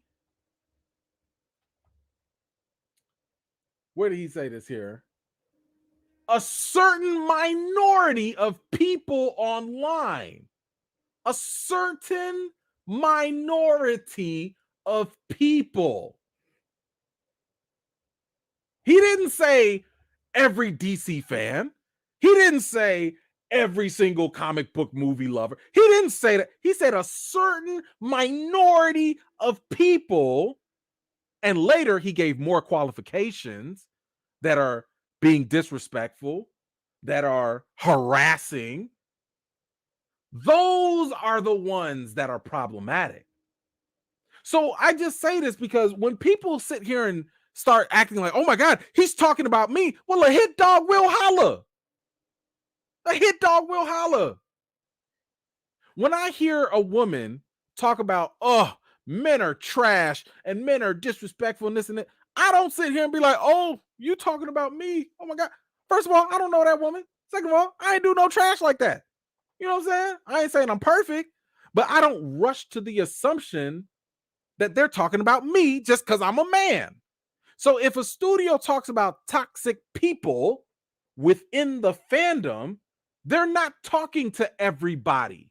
And if you are interpreting it that way, I think you have a problem with interpretation. Because it doesn't make sense how they can have a qualifier by saying racist, bigots, harassing, disrespectful people, and you look at that and say, they're talking about me. Well, are you racist, bigoted, or harassing people? If you are, then yes, they are talking about you. If you're not, they're not talking about you. And this idea to cover all of that with they're just passionate. It's BS. It's BS. The other BS is taking all of this stuff and saying, oh, well, James Gunn is talking about, because again, he said people that are harassing, name calling. Well, he just doesn't like people that disagrees with him. You see how the euphemisms just, so disrespect is now just disagreement. I can disagree with you without disrespecting you. I don't have to name call you or call you out your name to disagree with you. I don't have to harass you because I have a different opinion than you. This is what I'm talking about when I'm saying like these euphemisms that are being used. If you're acting bigoted, misogynistic, sexist, racist, or whatever, that's what's being called out. Not your disagreement, not your level of enthusiasm for the fandom.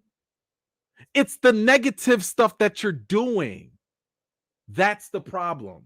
And it's a bad look on the entire fandom when we try to say things without isolating and specifying the ones that should be condemned. The ones that are doing condemnable actions, those are the ones that, look, we should be like, yo, I'm a Snyder fan, but yo, that guy right there that's harassing people, calling people out their name, being racist, that ain't no Snyder fan. That's what should happen. That's how we should be going about this to qualify these things. Not trying to give cover to everybody saying, oh, well, why are y'all talking about all of the fans like that? They're not talking to all the fans. They never have. The only time studios have ever talked about all the fans is when they say, well, we made this movie for the fans. Or when they say, we love all the fans that support our movies. That's when they let you know that. But anytime they put these little silly things like, I don't know, adjectives, and they let you know these qualifiers for the type of fans they're talking about, it does not make logical sense to apply that to everybody unless, once again, a hit dog hollers. So I appreciate James Gunn for addressing this type of stuff. That was part of my issue with The Rock, because The Rock, when he's saying these things, he's playing to the crowd, which makes sense. He's a wrestler. He does that, right? He plays to the crowd when he says the dog whistle. I'll always listen to you. I'll always do it, because he was talking specifically to Snyder fans. That's who he was talking to, because that's why he brought in Henry Cavill. Like that. If you put all his other comments and interviews together, that's where the connection came from. And I'm not saying he shouldn't talk to Snyder fans. That's fine. I'm just saying, don't just talk about them as a whole and not call out the negative stuff in the same sense. And I know this from personal experience. Okay. Mr. Recast T'Challa and all of that. Y'all see me go out of my way. I've made videos. I've made tweets. I've gone on interviews. I've said this in articles. I go out of my way to condemn the negative stuff that was said under the guise of Recast T'Challa.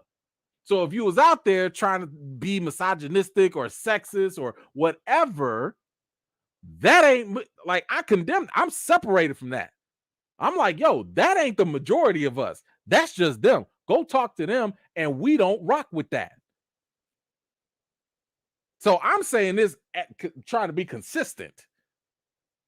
But anyway, oh my goodness, there is that is everything. Oh, and then we also had another person jump in on all of this drama. Shazam stars Zach Levy. He recently came out and also talked about this, and he went on Instagram Live. I think it was just yesterday or something, but he went on Instagram Live to talk about a lot of this DC drama, right? Because a lot of people were asking, like, yo, well, is Shazam next? Is he gonna get, the boot just like Henry Cavill and Black Adam? Well, here are a couple things that he said. He said, things I've said at conventions continue to be taken out of context because people want to do that. You guys can stop. He said, you can stop that, guys. I have no idea what's going on at the end of the day, but I don't need to. At this point right now, I'm still that character, Shazam. I've not had any outgoing conversations with the bosses. After the next movie comes out, I will trust that Gunn and Safran are making the best decisions they can for the DC universe. That's their job. That's what they're tasked with. You have no idea the reasoning behind any of the decisions that are going on. Be patient. Give them some space and time to try and really make something special and something that DC deserves to have.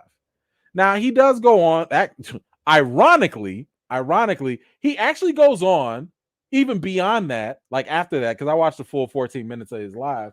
He went on to talk about how there are people harassing his phone right now. His number got leaked somewhere or whatever. There are fans harassing him right now. Now, is that all fandom? No.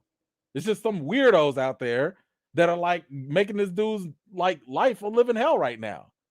So, I think we really need to call a spade a spade. We really need to be honest. What you like does not supersede reality. I like bad movies. I can also recognize when certain things that I like don't connect with everybody else. At the same time, when it comes to DC, I've told y'all, I have been rooting for them for a long time. I've also been disappointed for a long time. It's been over a decade. It ain't been since the Nolan trilogy that they really been popping. You know, have they had a couple things here and there? Sure. But my goodness, it ain't been consistent. You know, and I'm not a fan of certain decisions from the studios either. But my goodness, like the fan base does not help. And this is what I was trying to say earlier. Why is it that there's so much energy, so much passion in being negative towards the studios, being negative towards James Gunn, but not a near amount of that drop, not an iota of that energy is put in supporting the things that were made for you? So y'all can have Fire James Gunn trend with 35,000 tweets. Y'all can have boycott WB with 14,000 tweets. But I don't see nothing about go watch Black Adam. I don't see nothing about support Black Adam. I don't see none of that. The Rock went out of his way to get Henry Cavill back for y'all, and y'all did. What did you do in return? You gave him $300 million, a little less than $400 million. I'm not even saying every Snyder fan needs to go out there and buy a ticket 4 times out. I mean, that would be one way to help. I'm not saying that. Y'all couldn't even come up with a hashtag to support the movie that The Rock went out his way to help give to y'all? Y'all can't even come up with a hashtag? But you got enough negativity built up. And I'm not talking to y'all in here. I know y'all good. I'm talking to the people that are out there pushing the negativity. Y'all didn't have enough energy to put something in. Support the stuff that they gave you. This is why the studios don't even trust you. The studios can't. The studios tried. The studios tried to string it and milk it for years, and nobody turned out. How y'all so loud for the negative stuff, but you're not even supporting the stuff that they give you? There's a lack of integrity there. Let me tell you something. If they had recast T'Challa, you don't think we would have been sitting here turning that whole thing around and be like, all right, y'all, party time. All right, y'all, let's support this movie.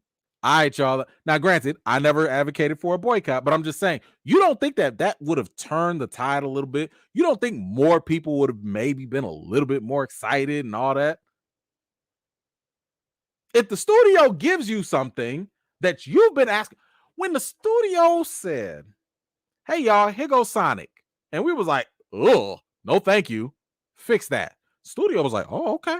We gonna fix that. It's gonna cost us more money, but we gonna fix it just for y'all. Guess what happened? We went out and supported that movie. And that Sonic movie made some money. So much money that they dropped the sequel right after that. If you reward the studio for listening to you, they will keep doing it because it'll make sense for them. If it don't make dollars, it ain't gonna make sense. And I'm sorry, Black Adam, it don't make no sense. And it ain't making that many dollars either. Anyway, that's all I got for today. Merry Christmas. Like, I don't know. I don't understand why people are like this. And again, I am not an anti-Snyder person, even though I'm not like, I wouldn't say like I'm a fan of the Snyder stuff. I appreciate it for what it was. I think it could have been better. In my opinion, if you constantly need an extended cut just to make your movies better, there's a problem. But I've always rooted for them to be better. And I'm not anti-Snyder. I'm not anti-Snyder fans. I'm anti-toxicity in fandoms, all fandoms, whether it's Lucasfilm, whether it's Marvel, whether it's DC, Snyder, whatever. I don't care for that toxicity because it gives the rest of us fans a terrible name. That's what I don't rock with. I have friends of mine that are diehard Snyder fans, and I respect the mess out of the fact that they love that stuff. I have no issue with that. I don't, it kind of hurts me that they can't get this thing that they love to continue. I feel for them, but I also understand, well, y'all also did not help either. Like, y'all have to help the stuff that y'all actually say you want, but it didn't happen. Anywho, y'all let me know, how do you feel about Black Adam not coming back? How do you feel about James Gunn and his comments to all the backlash? Um, how are you feeling about the future of DC so far?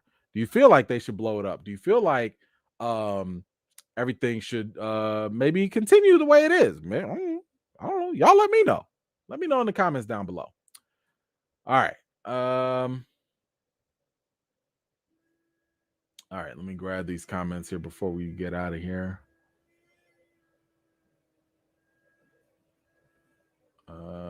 Okay, I got that. All right, I'm caught up. Didier, what you got? People aren't really haven't factored how much the pandemic has changed the general audience movie going habits. This is also true too. This is also very true. I mean, like, going to the movies is not going to be top of the line priority for a lot of people compared to pre-pandemic. So that good point. Good point. I think we are getting better though. I mean, Spider-Man No Way Home did kind of show that like people will show up. But it just takes a little bit more than that, right? It takes something. You got to give people a great reason to get up out of there. DJ, what you got? I feel bad for The Rock. Huge fan here, but I feel he is really big mad. He is just being professional in the public eye. Both could be true, and I'm a huge fan too. So like, don't nobody ever question that. I've been a fan of The Rock for a long time. So, but whether he's being professional for the camera or not, I don't care. Like, you're a public figure, you should show a professional side because that's your job, right? Like, you don't want to be a baby, or you don't want to be unprofessional. So I'll take that. I'm okay with him acting reasonable and classy because I liked his response. His response was cool. I didn't like the whole. I wish he would be more vocal at the people that do terrible things in the name of fandom. I wish he'd actually put a stop to stuff like that. But I understand why he does what he does. DJ, back at it. When Justice League flopped, that was the beginning of the end. Yes, that is also true. I mean, I told you there was no reason Justice League should have flopped. Like, yes, there was studio interference, but even after that interference, like, it still was not hitting the way that it could have. So you got a big old property like that and you not making it. Nah, it's not a good look. Not a good look. DJ, again, thank you. Gunn needs to make a Sergeant Rock movie. Okay, that's fine. If he wants to do that, that's fine. I'm not opposed to that. Jason, what you got? Black Adam did right by meh. Okay, cool. Thank you for that. Rhonda, what you got? Wait one damn minute. Where were these people when Ezra was busy doing all kinds of crazy? Talking about boycotting. Shaking my head. Give James Gunn a chance.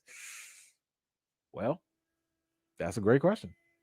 That's a great question. And it really makes people, because I don't recall, maybe it happened.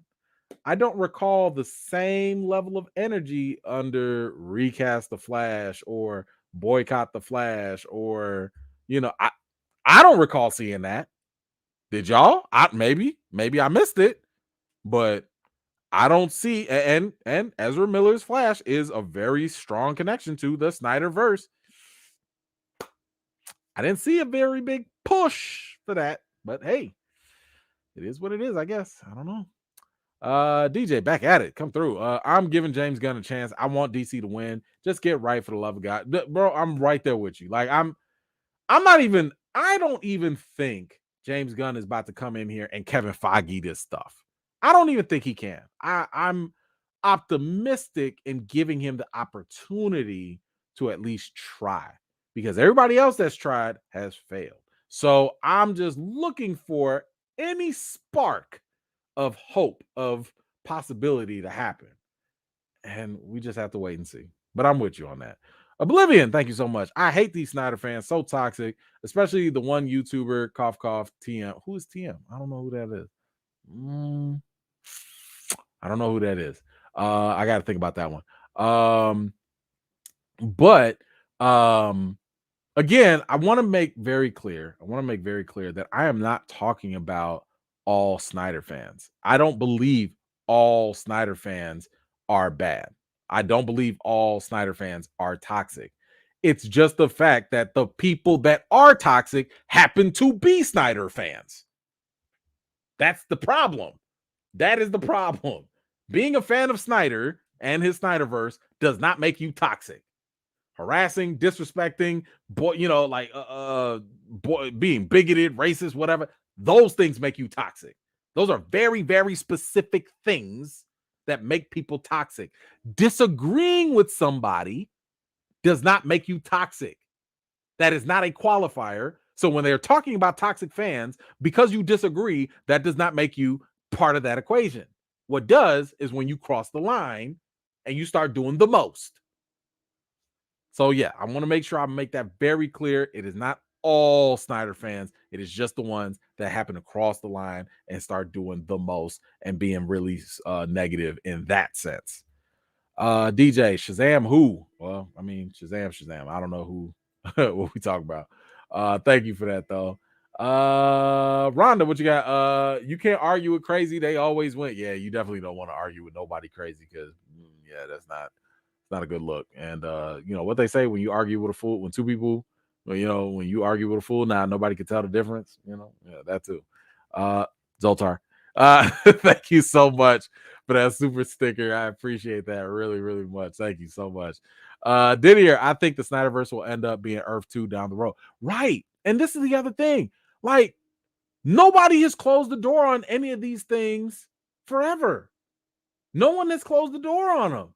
You know, like when Henry Cavill left, they said, or you know, when he made his post or whatever, James Gunn said, like, we talked about things for the future. With The Rock, hey, we talked about how we can get Black Adam in the future. It's not done forever. It's not even done. Like, y'all are still going to get, you know, even with the Henry Cavill stuff, I was saying, like, people are so, like, that level of fandom is so privileged. Like, y'all lost Henry Cavill, but you didn't lose Superman. Y'all lost Henry Cavill, but they literally was like, we gonna give you a Superman immediately, right there on the spot. How nice, how convenient, how privileged is that? You at least still get the character. And nobody's erasing your past, Superman. Nobody's taking the Snyderverse away forever. You can still go watch that stuff on HBO Max. You still got all that. You got 10 years. 10 years of stories. And you getting another continuation with another version of the character. Woo, man. Superman, Henry Cavill will be back. Black Adam will be back. It ain't gonna be no time soon, but they'll be back. And hopefully, when they do come back, maybe some of y'all will show up and pay and get people to put their money there too to support it. That'd be nice. That might send the right signal to the studios to listen to the fans because money talks. Didier, Merry Christmas email. I love this platform. Be safe and be kind, man. Thank you so much, DJ. I appreciate you. And y'all, that is all I have for tonight. Thank you so much for hanging with me tonight. I really appreciate y'all. You know, it is about to be Christmas Eve. Y'all already know. Make sure that you are staying warm. Make sure that you are you know, thinking about others as well, you know, as we are spending our time with our loved ones and stuff like that. I would just encourage all of y'all to do something for somebody else. You know, they say the reason is the reason for the season is giving and all that stuff. For me, the reason is Christ, right? So for me, I think about Christ and how he's always talking about how we have to love others and think about others. And I can tell you this right now, when I walk outside and it's cold as ever out there, I immediately start thinking about, thank you, Lord. I can walk down the street and go back inside of a warm house and be okay. And I can't imagine what it's like for people that are homeless out there. You know what I'm saying? Or less fortunate. So um I would just encourage everybody. I'm still looking for one myself. Usually a lot of my homeboys will kind of get together and we'll go do like a charity drive or something like that where we do things for the local homeless in Chicago. I got to link up with them and kind of figure out what we're doing again. But um, I would just encourage y'all to just think about other people out there. You know what I'm saying? Think about all the other people. We talking about it's cold and we're in the house. We're like in somewhere warm more than likely. You got internet. You know what I'm saying? That you watch me. So think about the people that are a little less fortunate, that aren't as blessed as you are. Because even though we might be going through our own individual trials and tribulations, like there's always somebody out there that's got it worse. There's always somebody, so Merry Christmas, Happy Hanukkah, Kwanzaa, New Year's, what else we got? Festivus, all of that other stuff, whatever the other things that y'all celebrate out there. Happy holidays to y'all. And remember, just because y'all off don't mean that you ain't supposed to go wash your hands and wash your butts now. Go take care of yourself now. Okay. But anyway, have a great weekend, and I will see y'all next time. Peace.